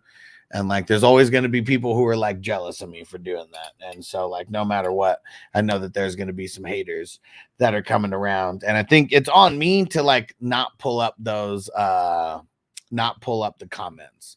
And Will said Tino must be close with Bogey. Bro, they've known each other for like 10 plus years. They've known each other for 10 plus years. And Jay said jealousy. I'm like, bitch, get out of here. Yeah, and I know, you know, I mean, some like, you know, some people want to troll just to troll. You know, he started getting petty, you know, at one point. It is what it is. It is what it is. I'm glad that I can make people get petty. I'm glad that I could make things look so easy that it makes people think that they could do it as easily as well. And Will said, there you go. Explains a lot. Yeah, for sure. For sure. I honestly was curious why he was still hanging around. I mean, I never questioned it. I just treated it, you know, I treat everybody like normal until you start acting petty or like trolling, you know, which he started doing like crazy yesterday. But, yeah, it is whatever. And Shannon said also, I drafted 6th rounder later, can be held over 24 players held over every year. So that's a lot. Like 24 players held. Like why aren't you guys just playing on Sleeper where it's like a full-blown dynasty? You know, where it's like a full-blown dynasty where you guys just keep everybody and then you just draft rookies like every year. Yeah, Jay said it's sad because I like Tino. Yeah, I mean Tino, like, you know, it's weird when I say takes that people really don't agree with, that it like pisses them off or makes them think less about me because of a football take. Because we all have takes that are right, we all have takes that are wrong. And like, that's the thing that I don't get is like, I don't know, maybe it's an east side of San Jose thing, because I don't know. Like I've never seen like anybody really get like pissed at me for like me thinking the way that I think about like a player or like the way fantasy works or like anything like that. So it's like super weird, but it's an entitlement thing, I think is what it is. You know, it's an entitlement thing.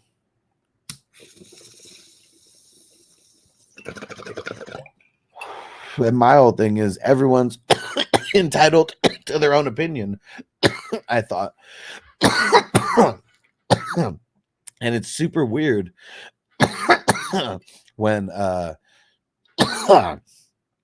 people like are so pissed about things like future, like, no, you're so stupid, like there's no chance in hell that that's ever going to happen. Like there's no chance in hell that Sam Darnold is going to like stay on the 49ers and like there's no way he's going to overtake Trey Lance. And man, this is going to be funny. I'm so curious to see what Brock Purdy does this year. This is really a make it or break it like year for him this year, because he's not a franchise quarterback yet. Like he hasn't proved that he's a franchise quarterback yet.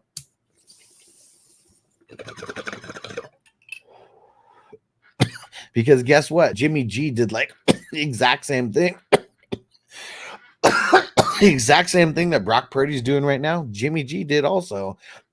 So like that's what I don't get about why certain people like think that, like, I mean, I know why the San Francisco like fans do, because like it's like another great story, like you drafted him with like your last pick or whatever, you know.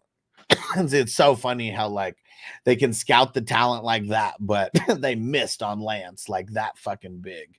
It makes no sense. They set the franchise back for years drafting Lance, and I bet they don't even get a Super Bowl because of that.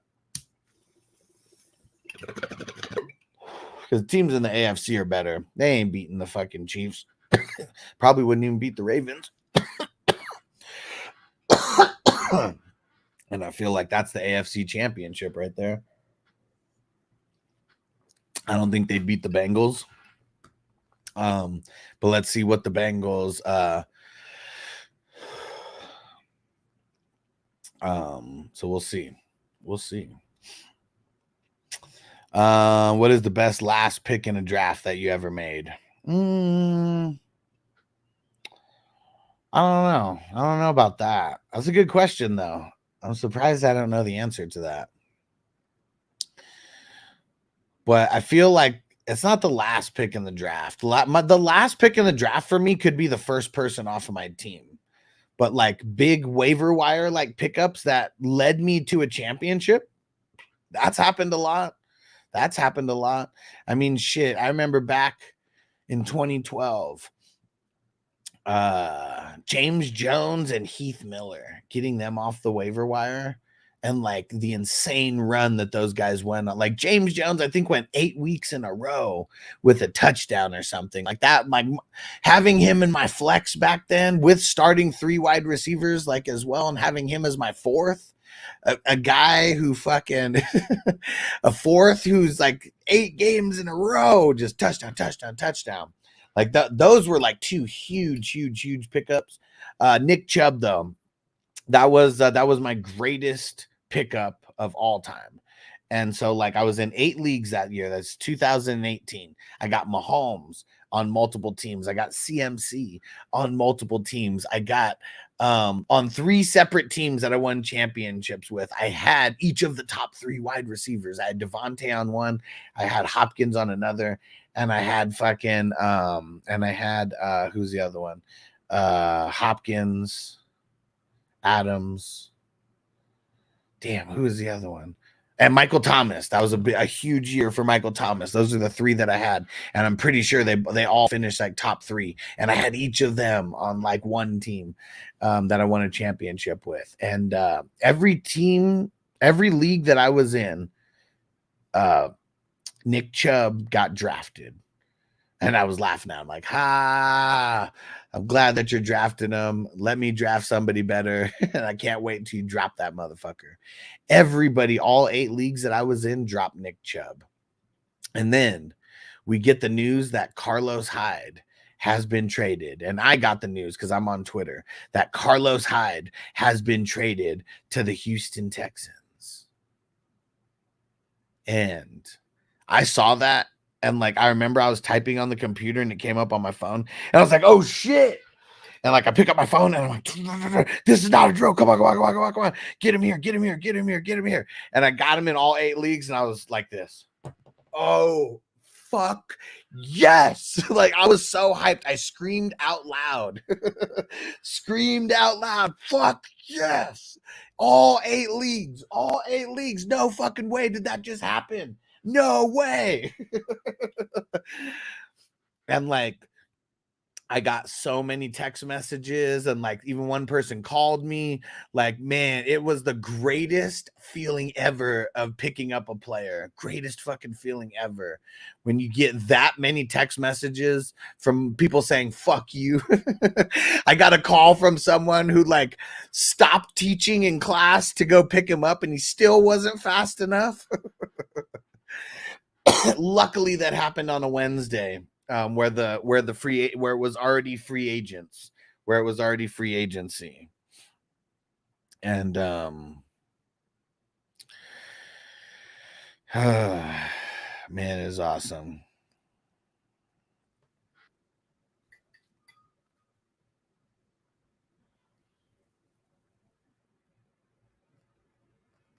Well, someone might have a spot in the offense only auction.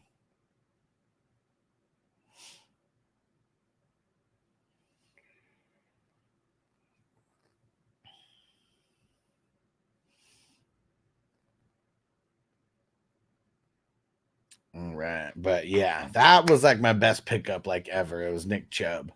2018, got him in 100% of leagues. It's fucking awesome. Stranger said last year one of the few healthy Burrow games was versus San Fran. We kicked their ass 31-17. Yeah, see, that's the thing. Like, I mean, I'm not saying San Francisco didn't beat good teams, but like they weren't 100% against the good teams. You know, like they really weren't. Like they were losing all the games that they lost were to good teams. I know that's like what you know. But they're supposed to beat everybody, though. They're that elite. They should be kicking the Bengals' ass, you know. That's all I'm saying. They're front runners. There's so many quarterbacks that could do exactly what Brock is doing right now, like on that team, because it's so fucking stacked. And like we'll see now, because the games where Ayuk missed, like last year, like didn't he miss like 2 games? And Brock didn't do too good in those games. It's easy to be good when you have 4 players on your team that you can give the ball to at any time, and they're going to make you look good. Take away 25% of that, things change, because now you don't have 2 outlets in the wide receiver. You only got 1. And I know you got Kittle, but he's not a wide receiver. He's over the middle and a lot of times blocking. And especially now, if if Trent Williams doesn't play, Kittle's going to need to block more than ever, like in this game. And lucky they got CMC, because just like no matter what, saving grace. And let's hope that he's getting 10 receptions a game. It's going to, it's just going to make it awesome. Like if Ayuk's not there, he better get 10 receptions, something crazy like that. Just keep dumping it off to him. Let him make you do good. Let him make you look good.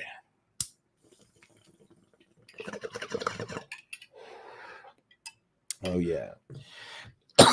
We've been live for almost 2 hours. We're killing it every single day.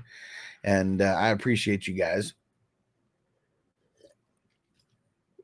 coming and rocking with us every day, because we got a lot of people who try to replicate, what we do. But appreciate you guys for being here and, always repping. All right. We're going to keep this party going, but I got to go get more water. So I'm going to throw on a song, and I will be back in a minute. Let's see. What's a good song?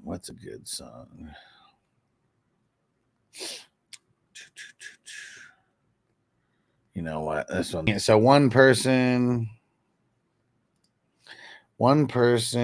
can't make the auction. So they said they're just going to bow out.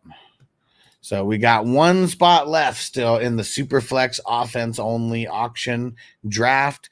This one is happening at 4:30 at 4 o'clock on Tuesday. 4 o'clock on Tuesday. I'm probably gonna start that on live, and then I don't know, maybe I'll leave it on live, and I think I can still turn it off from the road. But I know Noble's got he's got he's got football practice that day, and usually those drafts might run a little bit longer than 2 hours. We'll still think JSN's enough to get Scary Terry. I might offer that. Get JD5 and Terry stack. I don't know. Like, it just depends if the person likes him or not, because like JSN last year coming out as a rookie, like early before like the season started and everything, I mean, very highly touted.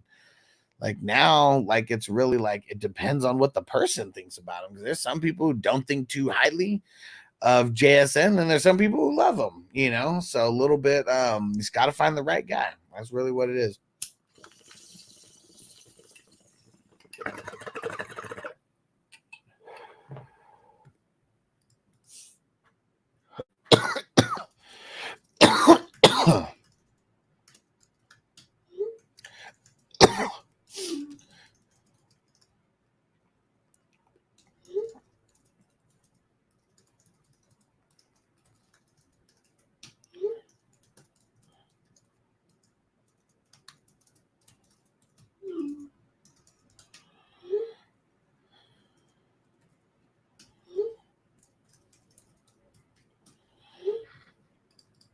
Do you need me back in there? Or, I mean, if you don't want to play in the league with the person you don't want to play in the league with, you don't have to, Crispy. I'm sure I could find someone.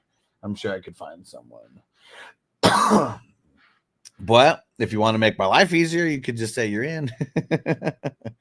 You could say you're in.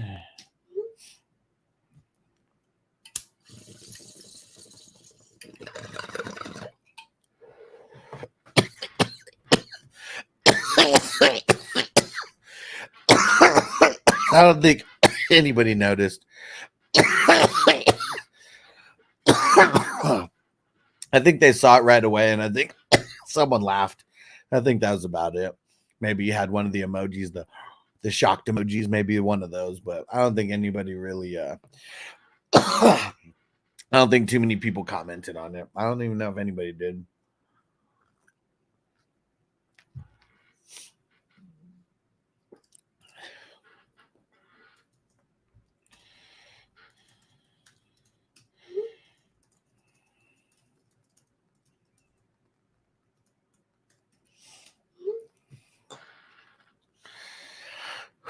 All right, let's keep the party going. And Crispy said, fuck, I'm in if you fuck him. I'm in if you want. I mean, I always wanted you in, Crispy. You're the one who said you would. You're the one who left. You're the one who left. You're pretty much the Antonio of that league right now. The way that it. Shout out to the 420 crew. And Emil, there's a shout out from Calvin Johnson. Shout out to the 420 crew. Shouting out the 420 crew. Man, it was so dope talking to Calvin Johnson. Like, dude, that one of the guys that we were in there with was fanboying way too much. Let me tell you, made the situation awkward. Made the situation awkward. I'll let you guess on who the fanboy was. But yeah, it was cool talking to Megatron and getting him to shout out the 420 crew. It was dope. It was dope. These shout outs in the future are going to be way better because now I got the mics. Back then I didn't have the equipment like I had. That was like 2 years ago at this point. But yeah. And Will said LT. Yeah, I know I didn't get him in that one league that I played in 2006 because I didn't have the first pick and he went as the first pick. Can't remember who I drafted. But yeah, like Frank Gore, you know, he's definitely up there. Like, it's really not the first round picks that I remember. Like, I remember getting Andrew Luck in the 9th or 10th round in his rookie year, and teaming him up with Aaron Rodgers in a 2 QB league in 2012, right? 2012 when that happened, and winning a championship, you know, because of that move. And you know, like, those are the ones that like make the difference when you hit on those low guys. You know, Mahomes, he's just my favorite player that I ever drafted because I drafted him in multiple leagues in the same year, and I won 3 championships with him that year, and it's because I knew enough to take him. There's multiple leagues where I took him as the 13th QB off the board after everybody had already drafted a QB. And like, so like it's picks like that really win you the championship that you remember. The first round picks, like, you just got to not miss like on those guys. But like that year that I'm talking about, 2012 with Aaron Rodgers, I picked him as the #1 overall pick in that league that year. And I hit right and I won. I hit right on all 5 of my first picks. No, I think all 6 of my first picks I hit right. And just kicked ass that whole year. There was one guy in the league. He did not lose a game at all in the entire year.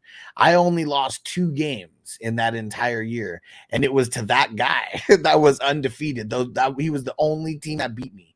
He beat me twice, and then we met up in the championship, and I prevailed. I gave him his loss. in the championship. And that one felt good because I drafted so good in that one. Like, those are the teams that you remember. Because I even remember I remember my whole first 6 rounds right here. This 2012. Aaron Rodgers, Brandon Marshall, Julio Jones, MJD,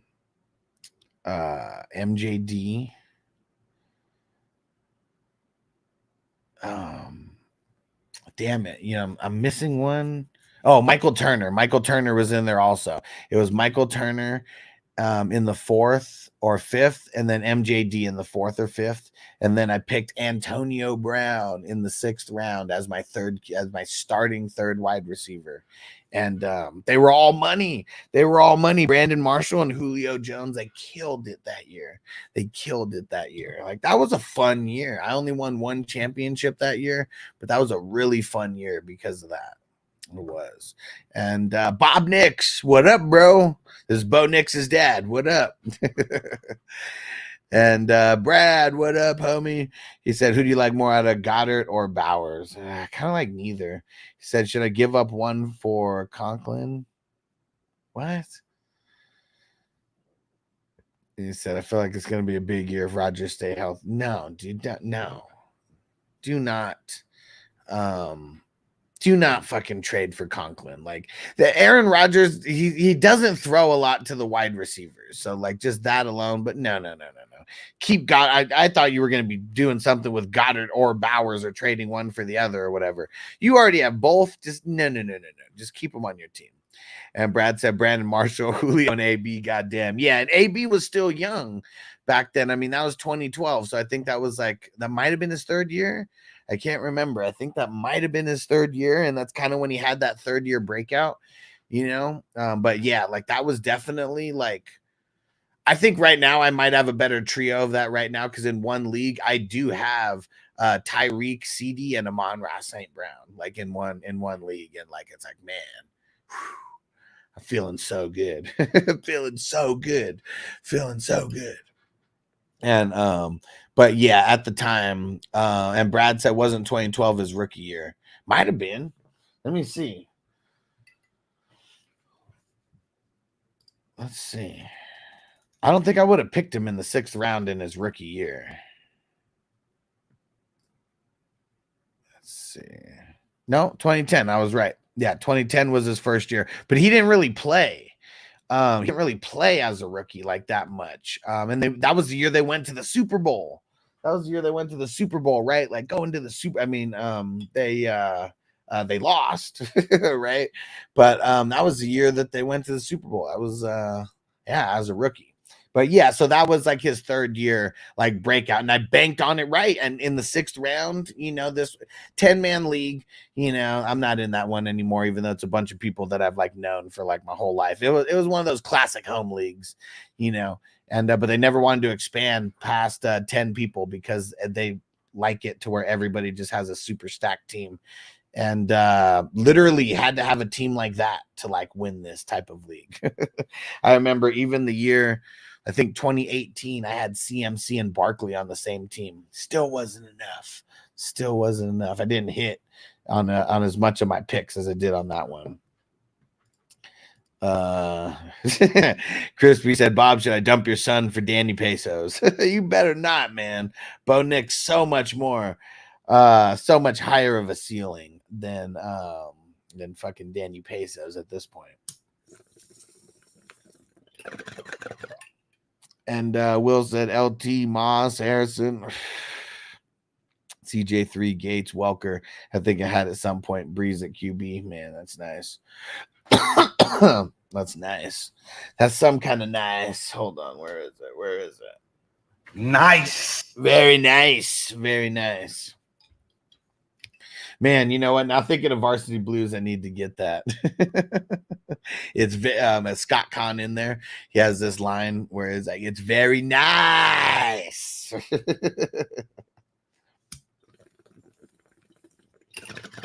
And then John Moxon's like, Tweeter, you think you're gonna like jail? And he was like, what? What'd you say?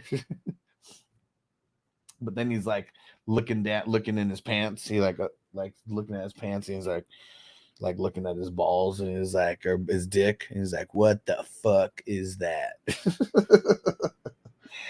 Oh man, you know Tweeter. He's been some places. Tweeter's been some places.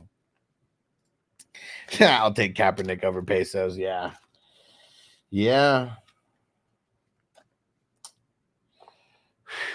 All right. We're going to keep this party going. What's another song that we can play while we're smoking? And we're getting closer. We're getting closer to the end. So you know what? While we are here, let me shout out our producers of the show, because I appreciate you guys. It's because of you guys that we are able to keep this show going every single day. Our 420 Crew Patreon members. Shout out to our Ultimate Priority member, our man Justin Pickle in a Jar. Shout out to the all access members, the elite members, all the superstar members, and then our 420 crew ride or die members. I appreciate you guys. I appreciate you guys. Salute from me to you. Thanks for keeping this show going, guys. We do not have any corporate sponsors, so I got to shout out our member sponsors who are keeping this going for us, for sure. Shout out to you guys. Shout out to you guys. And for those who don't know, just when you sign up on Patreon, you are literally funding parts of the show, like things like this whole studio that is in right there. Like Patreon funds, the studio that this is in. It funds the lights that are on right now. It and not all of it, we're trying to get to where, that pays for everything. one day, all the member sponsors, all the member memberships will pay for everything. But as of right now, it pays for parts of this studio, pays for this room in the house, keeps the lights running, pays for the internet, pays for this service that I'm using where I'm streaming on YouTube on multiple channels, on Twitch, on Facebook in multiple places, on Rumble.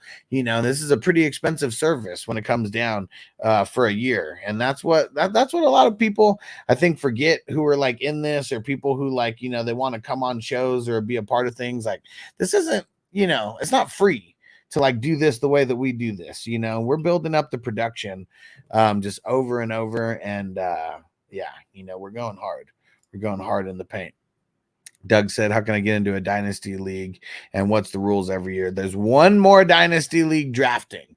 And for you late last minute, like dynasty people, it's a fast draft.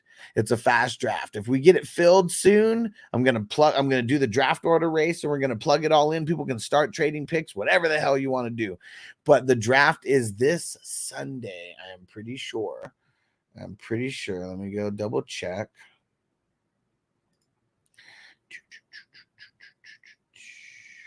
Sunday at 5 p.m. West Coast time. Yep, that's this Sunday. And he said, and what's the rules every year? Well, the rules every year is, you're just drafting rookies in the draft. And the draft is going to be, I'd say the draft is going to be like 2 or 3 weeks, like after the NFL draft. I'm not going to do it the way that I've been doing it these last couple years, where I'd literally start every single draft on the same day. It's not happening anymore. Like, it's too hard to fucking manage that many drafts that are going on at the exact same time. So now, literally based on when the league is created, like, there's going to be a handful of drafts that start on Monday. Then there's going to be a handful of drafts that start on Wednesday. Like, every 2 days, like, more and more drafts are going to open up, because some of these drafts, they might only last a day or two. So it's just going to be something that's going to make it a lot easier on me. And so some of these leagues, like this one, the number 49 Superflex, this one might not happen until, maybe 3 weeks after the NFL draft, because it's like one of the last ones that are there. But it's always a slow draft, except for this startup, because it's like so late, because they take about a week, they take about a week, maybe week and a half to 2 weeks when we have in the beginning, like February and stuff like that, when we're not tripping too much like about the clock. But they've been taking about a week and a half, the way that I've been working the clock for the last couple weeks. It's a super flex draft, $30 buy-in. If you trade away a future pick, like a 2025 pick, you must pay that year's league fee in advance on League Safe. There's a championship ring for the winner, plus, money payouts for the winner. Winner and second place if you're in a $30 league. If you're in a $55 league, 3 spots get paid out. Uh-oh. What's Noble doing?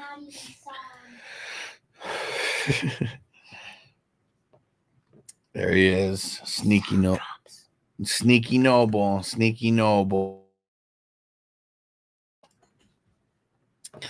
And what else do we got going? More bowl smokage. That's what's going on. I think I need to do a dab. Who's with me? Anybody going to do a dab with me? Let's go. And shout out to all the new subscribers on YouTube. Let's see.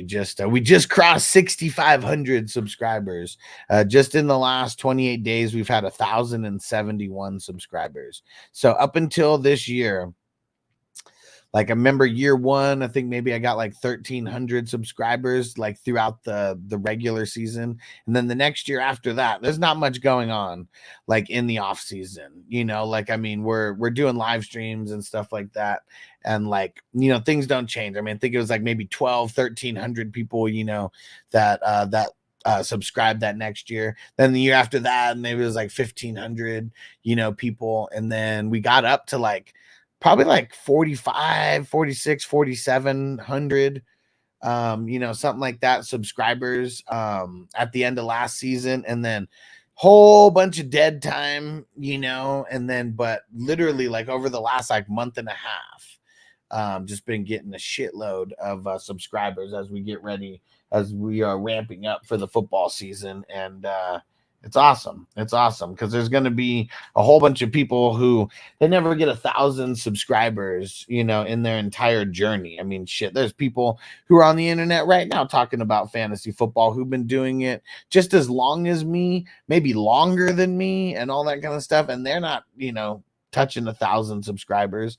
And then there's some who've been doing it longer than me who never touched 6,500 subscribers. And yeah, there we go. So we're smoking this bowl for 6,500 subscribers. Hell yeah.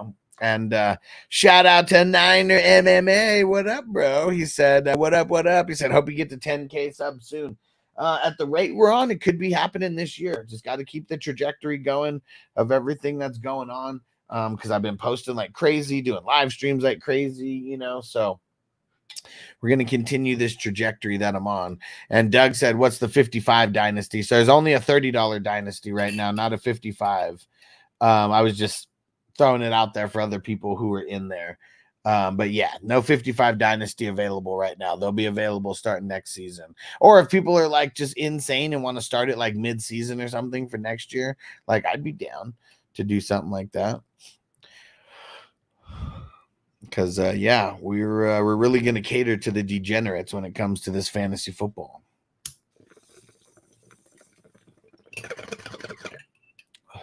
And most of the things that I'm doing with the leagues and everything and the way that I do these shows, I mean, it's really all about helping people and you know, being a man of the people. So that's why I appreciate you guys rocking with me, because I know there's a bunch of shows out there where it's just like a panel of guys or whatever. They're all talking to each other, you know, like the people who are watching aren't really a part of the show. But like that's how I like to make my show a little bit special, making sure that everybody's actually a part of the show. And you can't really do that with like unless it's just one person solo like on it, because one person needs to be able to control the tempo of everything.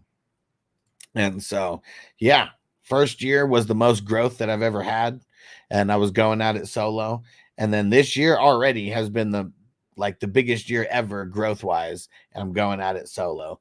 So, yeah, I think I'm doing the right thing. Just continuing to go at this solo.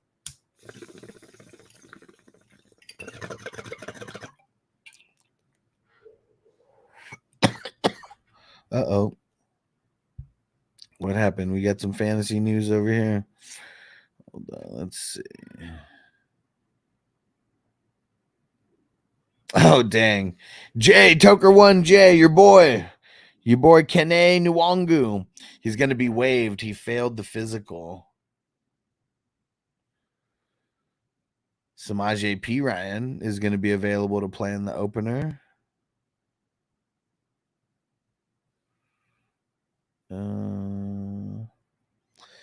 Antonio Pierce says he feels very good about Brock Bowers being on the field for the season opener. Okay. Raheem Morris believes that Justin Simmons will be ready to play week 1. Mike McCarthy said Rico Dowdle will get fewer special team snaps this season because of his expected increase workload on offense. There you have it. There you have it. There you have it. And Ron says, very true. Your show is super unique in that way. Feels very personal. Keep balling, man. Appreciate you, bro.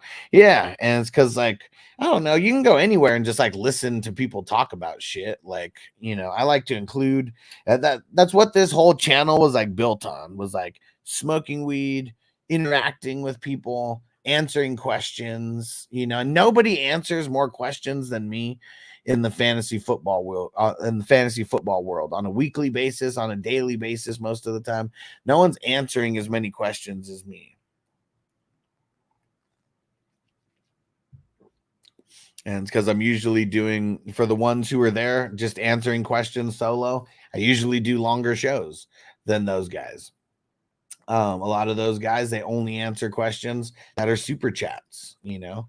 I show love to everybody, whether they show love monetarily, you know, with me on the super chat or not. And last year wasn't even able to do super chats like on YouTube. So, you know, we're getting very close to being able to reapply. And I think I figured out what the issue was the entire time. I'm almost positive I figured the issue out. And so close, man. I need to get to 4,000 public watch hours, and I'm almost at 3,400. So it's like we're really close. We can probably get there within this week. The way that everybody can help, have a show up just in the background somewhere. Like if you have a computer like at home, just turn on a show. I mean, I've been doing it for myself. I logged into a different account just so I can have like a show running like all the time. And I haven't turned my computer. Well, I mean, I've reset the computer and then I returned it back on. But like I've just had a show running on my computer constantly for the past couple days. Just, I know it's only 1 hour at a time, but I can help it as much as I can. And so if anybody else just does this, like with your computer, like at home, maybe you have an iPad, you know, that you don't use like on a normal basis, like just throw a show on, you know, and just leave it on and let that shit play. Turn on the playlist, turn on the best ball draft playlist. If it's something you can leave on for a while, that's what I've left it on. Cause I don't even know how many drafts we did live on YouTube, 30, 40, like something like that. Let me see if it even shows me how many total. 40 best ball drafts and that we've done on YouTube. Dang, 40 out of 138. Well, no, 40 out of one. What number are we doing today? So 40 out of 129. 40 divided by 129. Over 30% of these divisions I did live on YouTube and did draft grades and all that kind of shit. So yeah. There we go. Grinding. Bake said, I'm going to rewatch this when it's over in a while at work. Appreciate you, my brother. I appreciate you. Because really, I'm waiting until we get, really, I'm where I'm so close. We're so close. And every little bit like just helps at this point. Helps us get there a little bit quicker. And Niner said you get those hours soon. Yeah, I know it'll be soon for sure. I mean, it's coming. Like I already have more watch hours than that, but you need specific watch hours. And I had to delete some of the videos on my live streams. I didn't delete all of them like I said I was initially going to do. There was something that I just needed to change around. And so I deleted certain ones that I know got flagged by YouTube, but then that took away from watch hours. So I would have already been there had I not had to delete those videos to play it safe. That was one of the things that kind of sucked. And he says it rude to ask where Bogey is. No, he's no longer with the show. We had a little Skip and Shannon, breakup. He was doing a little bit too much yelling, and he just didn't want to be involved with like the business, of things. And like that's really where I needed to take it. So he excused himself. I didn't excuse him. He excused himself from the streams, and now they're trying to do the same thing. But yeah, it's funny. But yeah, so he won't be around. And oh yeah, Bakes. So here, I'm going to send you exactly what I send everybody else. And you could probably just like copy and paste this.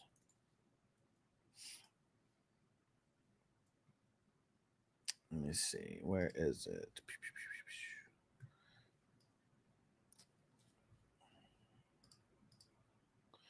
Yeah, here we go.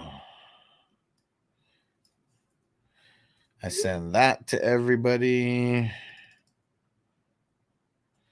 And then I send this to everybody as well. There we go. And we're getting close to filling up all the leagues. So anybody want in, now's the time to join. If you haven't joined any of the wafers, if you're in the 420 crew, you might get a last second chance. And Bake said 600 of those watch hours are mine. I swear. I appreciate you, bro. I appreciate you. Because it is over the last year that it's calculating this. But I deleted a shitload of videos. So when you delete those videos, the watch, if it's a video that happened this year, it takes it from there. So there's just a shitload that I deleted that it took the watch hours away. And we're reaccumulating it. Yeah, Niner said all good. Yeah. Going back to the way that this show was originally going before. And really it was my fault with everything that happened, not setting the expectations, trying to be a nice guy and like please people. That's why things got out of hand, I'm sure. And Phil said, can you put the $30 link in the chat? Yes, sir. So that one, this Saturday at 5 p.m. West Coast time. So same time as the best ball draft. Same time. And I think there's only like 4 spots left.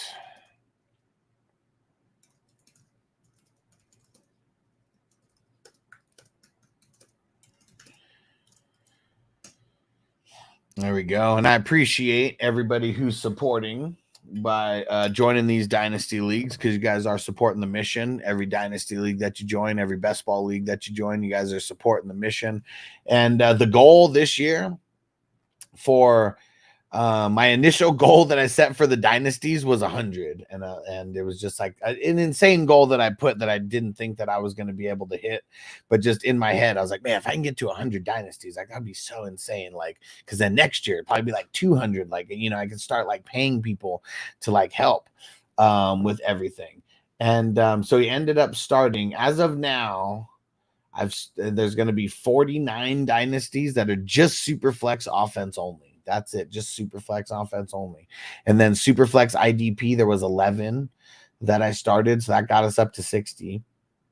And then another 10 were single QB offense only dynasties. And so that got us up to 70. And then let me see how many of the 420 crew ones I started. I know I started 2 offense only. So let me see. It was 2, 3, 4, 5, 6. So 76 dynasties I started this year. 76 dynasties. And Jay says, what is same time as the best ball draft? The Superflex Dynasty that is going down on Sunday. Not today, Sunday. Because the Sunday drafts have always been at 5 o'clock. I just figured I'd bump them up 1 hour earlier on Sunday. People got work on Monday. Maybe, you know, it gets another East Coaster like in it. Yeah, these last couple years have really been like a trial run almost of like how all these leagues and everything are going to be, like how everything's going to be happening. And Nick said, you in any of the dynasty leagues that you made? Yeah. Oh, this year, only one of the brand new ones. I kept it very limited. I joined the first WWF 420 crew league one. But that was the only one. I'm in like close to 30 other dynasties besides that, most of the 420 crew ones before this year. But this was one of those years. It was like, man, I had to make a choice. Like I could either play in all these leagues, or I could like manage a bunch of them. And I had to make a choice for the business and be disciplined to only join one new dynasty like this year. Cause I want to play in all of them too. Like I want to play in every single one of these too.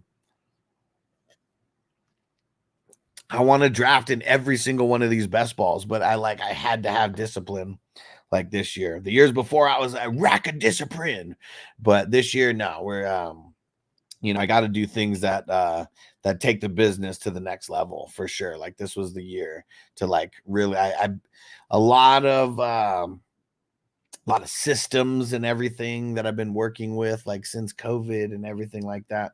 And like now I went full force. And like, I feel like maybe there's a couple people who hate me in some of these leagues because I keep posting about new leagues that start.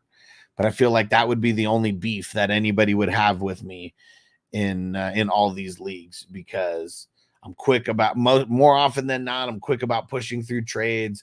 I'm quick about explaining things, when people have questions. I'm quick about pointing out where things are in like the bylaws. If someone has questions and it's in the bylaws and they just missed it. But yeah, I think that I'm definitely one of the best commissioners out there, and just being more interactive and everything too. Like, I mean, I'm the one who's like doing everything like as of right now, like in these dynasty leagues, as far as being the guy there to answer questions and, tell people about new leagues and just like all type of shit. But yeah, next year I am going to have like paid jobs where people are going to be able to help, like with the best ball, with these dynasties, with everything like that. And it's going to be awesome. And Jay said never played dynasty. You don't want to get into this one then, because this one is like just for like people who they want to get a dynasty draft in like before the season starts. The way to do it is where it's a slow draft where you can trade picks. When you play in one of my dynasty leagues, you will love the experience so much that you will want to join 10 or 20 of these leagues, because the drafts are so fun because you get to trade draft picks. That is the most fun like thing usually in leagues, is the draft and making trades. And this is like a 2-week draft, 3 weeks to 4 weeks if you're in a super flex IDP, where like you're drafting and trading the entire time. It's slow clocks. So I don't know if you've ever done the slow draft with us, Jay, in the best ball, where the clocks are like 4 hours and then they lower to 2 hours, like after a certain amount of time. But similar way that it works in the dynasty, but you could make trades. And that's like the most fun part about like any of these leagues. Like people are so addicted to dynasty now because of the draft process. It's so fun. So Jay, the first dynasty leagues, I don't know. I say the first dynasty leagues are going to start in February, but I'm probably lying, because like this year, now that I'm like just hosting like crazy, I'm probably going to be starting dynasty leagues like literally during the playoffs. So it is going to be fun times ahead. Dynasty's just it's taken the fantasy experience to the next level, because you go from being someone who makes decisions for that 1 year only to making decisions that follow you. You make a trade, this guy's on your team until you drop him or trade him away, because these leagues last years and years and years and years, and then you only draft rookies every single year after that. Nick said, what time are the drafts in Dynasty, though? This one specifically is Sunday at 5 p.m. West Coast time. There's only one more that's starting. In the future, the way that the dynasties work, they're all slow drafts. So as soon as they fill and everybody's paid for, it usually kicks off like that day, because the clocks are 4 hours. So even that, like, no one nitpicks when it starts, because what's the difference between starting between now and a couple hours from now when we might not even get through one round today? Will said, in Dynasty League, you could be the one who decides that Kadarius Toney is no longer worthy of being on your roster. Man, fuck Tony. Yep. I didn't have any Kadarius Toney. I traded him away. The only one share of him that I had a long time ago. I've been making fun of him ever since. Crispy dropped him. I saw Crispy drop Kadarius Toney in a couple leagues that had me laughing, because every time I saw that he dropped Kadarius Toney, I just heard this in my head. Man, fuck Tony. That shit is hilarious. Yep. Sorry, Kadarius.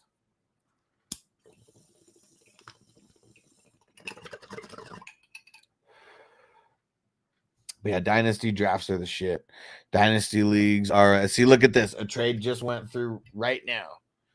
Right now, it says right now. It doesn't even say seconds or anything. Let's see.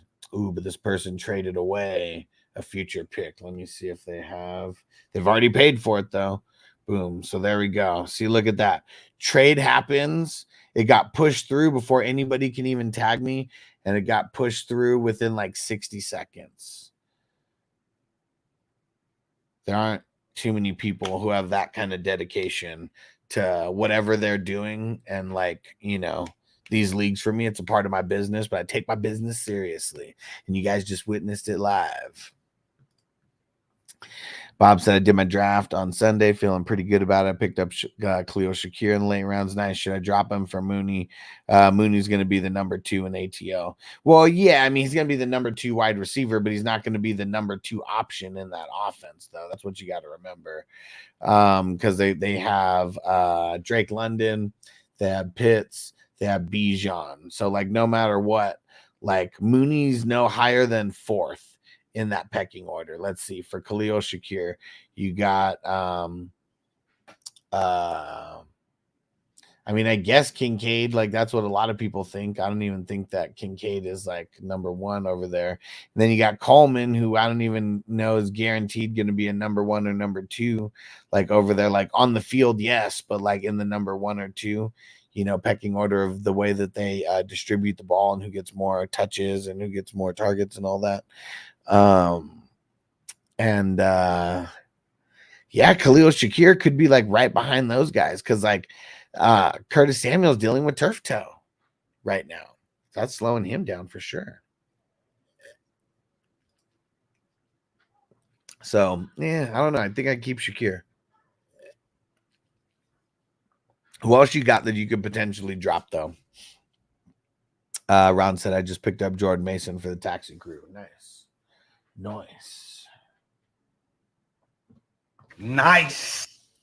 All right. And yeah, Jai said I like Shakir more. Me too, right? Me too.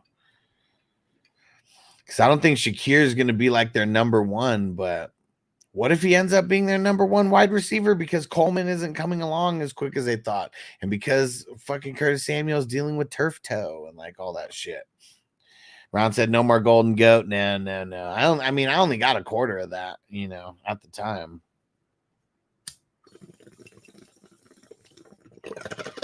I've gone through like at least 2 ounces since I had that golden goat. I mean, it is me and Vanessa, you know, sharing, so it's 2 heads on the zipper. But yeah, man, I've gone through like multiple ounces since then. Gone through all the California weed, like.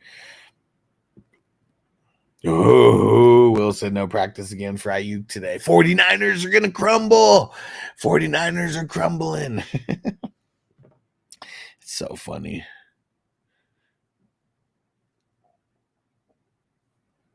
Oh, shit. Jay, you did join? You did join the dynasty? Oh, shit, son.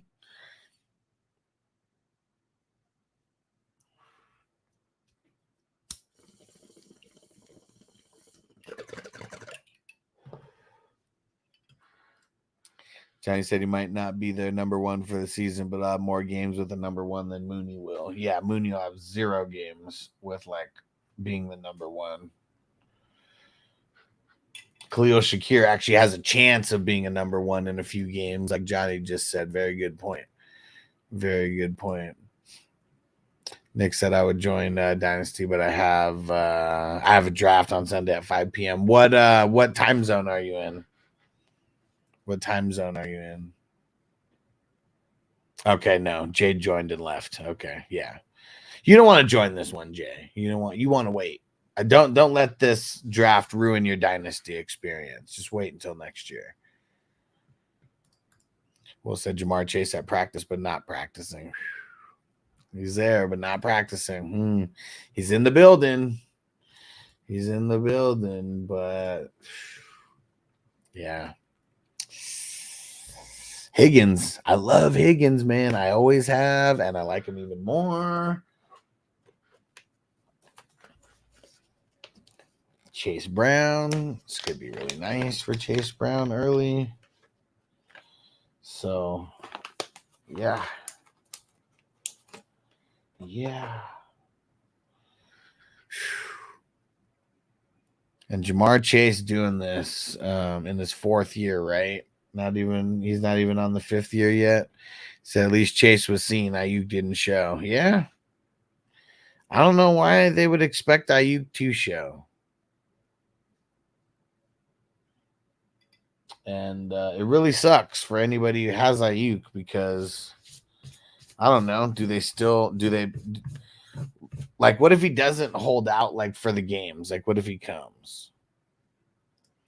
And Jay said, just trying to explore the dynamics of Dynasty. Oh, yeah. Like, you could get into you'll be paying attention. Just get into like the first Dynasty that I start that ends up being a slow draft.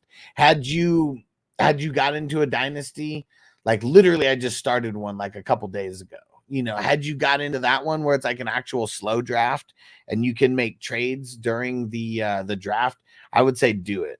But I don't want you to, like this one that's going to be a fast draft. You can't trade, like you could trade prior, but it's 60-second clocks. So I'm just telling everybody, you're not going to be able to make trades. Like I'm not going to pause it. Like that's the point of a fast draft is like there is no trades like during this because someone has to push through the trade, you know? It's not gonna happen.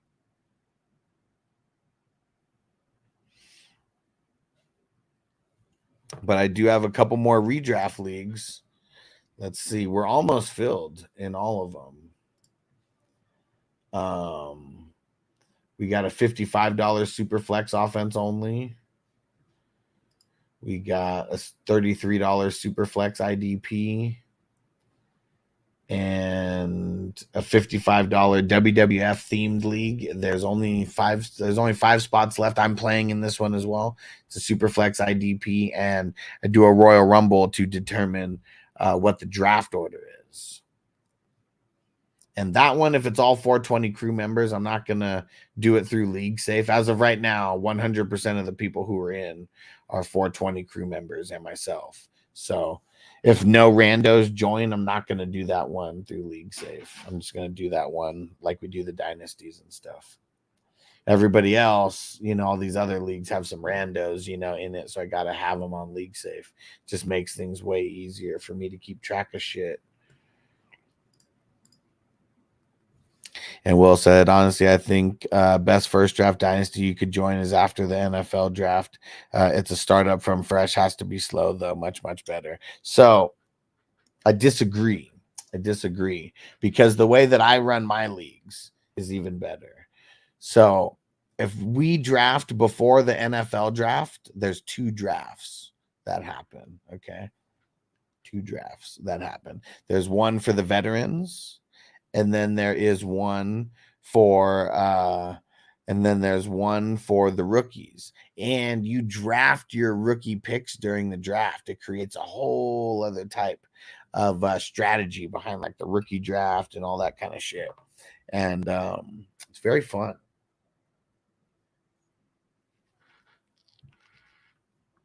It's very fun. And Jay said, send the link for the Superflex IDP. All right, let's go. Let's go. The WWF one. Let's do it.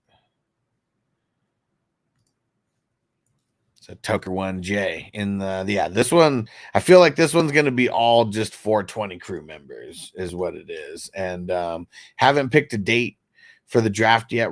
I got to figure this out really soon. Got to figure this out very soon.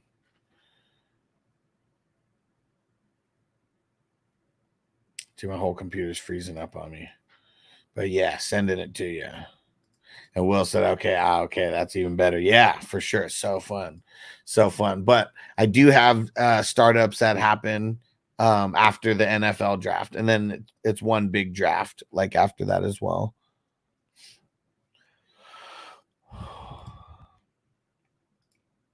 Ooh.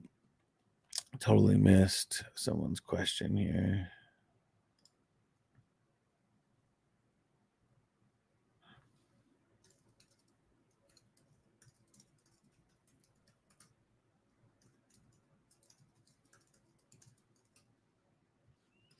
And Derek said, wow, Hush, you still here? We're grinding, bro. We're out here grinding. I need to get that drop. Let me mark that here.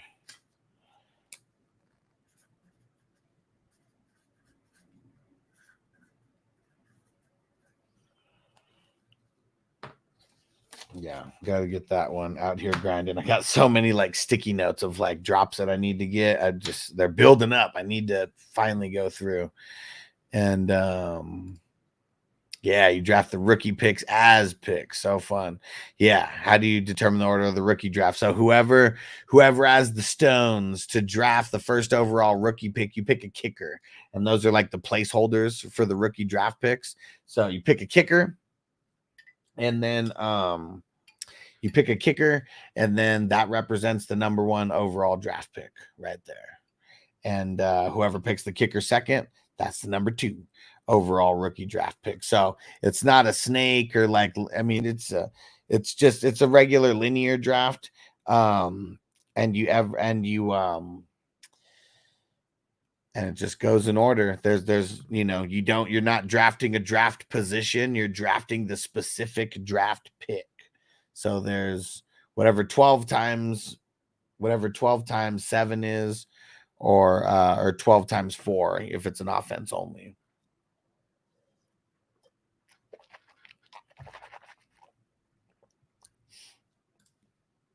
Derek said, when's the wafers draft for us, bro? I don't want to miss it. I haven't that good. Good question. Good question. Now I'm kind of making sure that I just don't double book like any of the drafts that I have. But let's see. It could be Wednesday, and we could do it a little bit earlier on Wednesday. Like maybe like a 3:00 like start time, 2:00 start time, West Coast time. Yeah, if it's Tuesday, it's got to be, if it's Monday or Tuesday, it'd have to be like a 2:00 start time ish. And actually, there might be something that happens on Monday. So, or it could be, yeah, because Tuesday we got an auction on Tuesday, we got an auction on Monday, and those ones are going to be taking up a little bit of my time for sure. Derek said 3 p.m. West Coast time, perfect for me. Okay, good to know. Because the draft's going to be hella quick, like 45 minutes. 3:30 3 or 3:30 West Coast. Okay. If we started at 3, I mean, as long as I have everything ready in advance, that draft's going to be less than an hour. But I know Tuesday probably going to be live. Okay, or 2:30. There we go. All right. Good to know. Because yeah, as of now, Saturday's pretty booked. Sunday. Actually, I'm helping people on Sunday. I don't even have any drafts booked on Sunday for myself. So, but we got all those other wafers drafts, so it's not going to be Sunday. It's either got to be Monday, Tuesday, Wednesday. It's got to be one of those days, unless we do it like Thursday morning, where if people are just taking off Thursday because it's like our Christmas. But so I'll keep you posted, Derek. I won't make it a time anything after 5 p.m. Eastern. Okay, perfect. Yeah, and I won't leave you out, Derek. Don't worry. It's only going to be 420 crew members. That'll be in that one. So Thursday morning I got work. Yeah. Most people do, so it's not really gonna. Yeah, unless that's what I said. Unless people are like legit taking off work to commit to this, like that'd be the only reason that'd be the only way we'd be able to do a Thursday draft. Yeah, but good. Okay, so it's either going to be Monday, Tuesday, or Wednesday at 2:00. How about that? Because it's gonna work out easier for me doing it that way with all the other drafts. But it'll be one of those 3 days starting at like 2:00. 2:00 West Coast. Okay. So we got that in play. So I'll just figure out what day, because I know there's some other drafts that I gotta like mix in here. And he said, "Oh, did the tech guy? Oh, yeah. My bad, Derek. It happened while I was live. You're Gucci. You're good to go." Yeah, I got the message while I was live, and my bad. Yeah, I didn't message you. I would have afterwards, but now that you're here, now I don't have to message you afterwards. You're Gucci.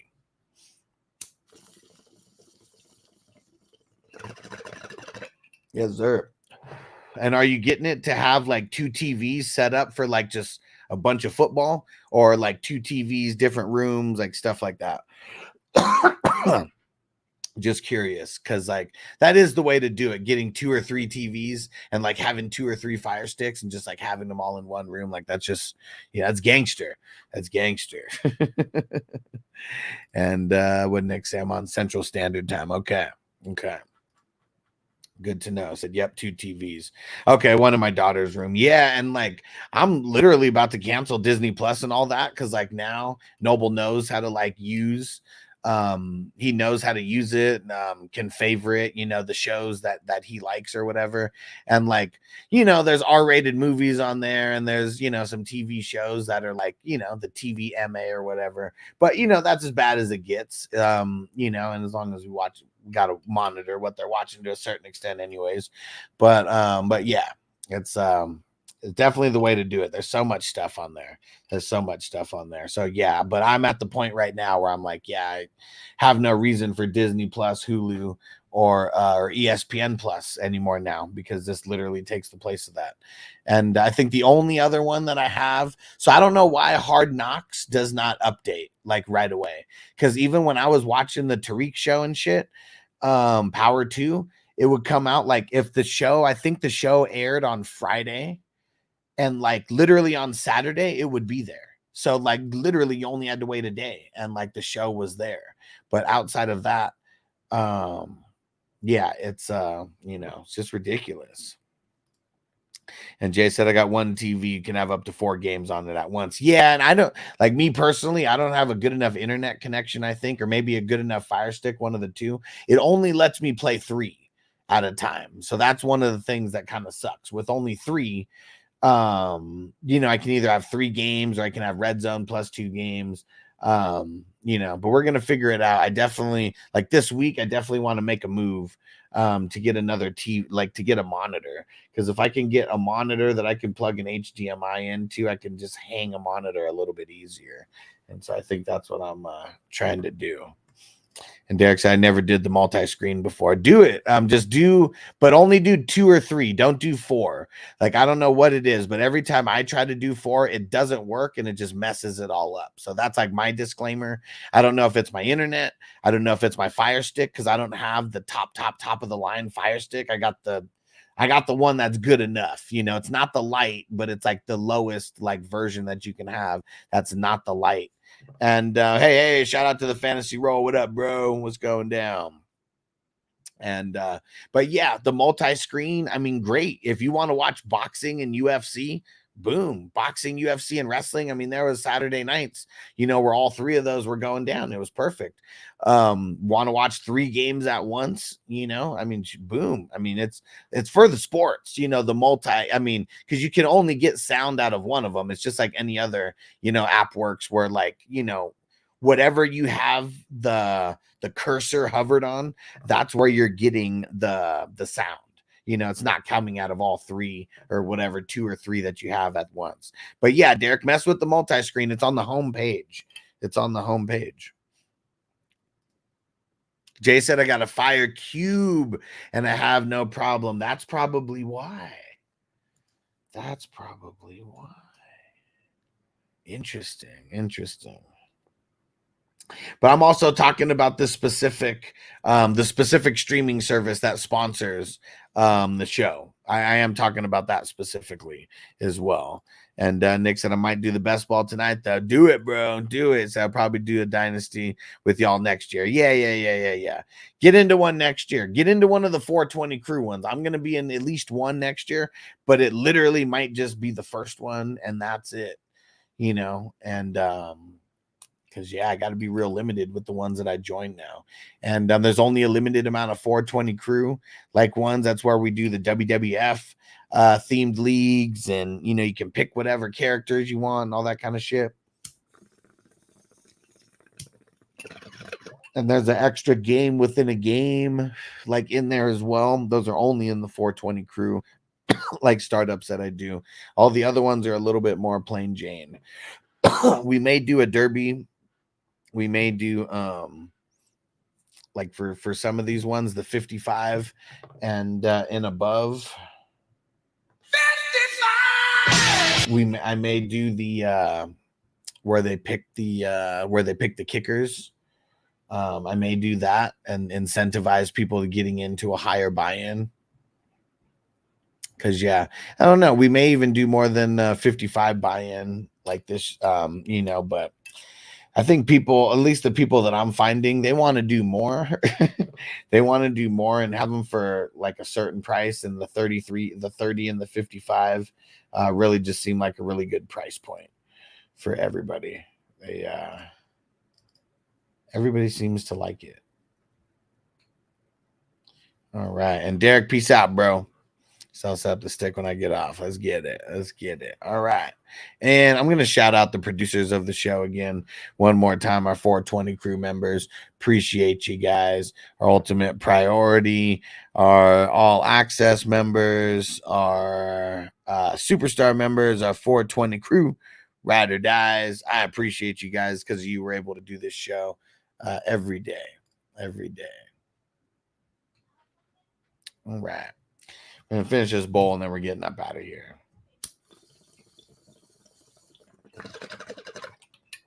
We'll be back for the best ball draft tonight.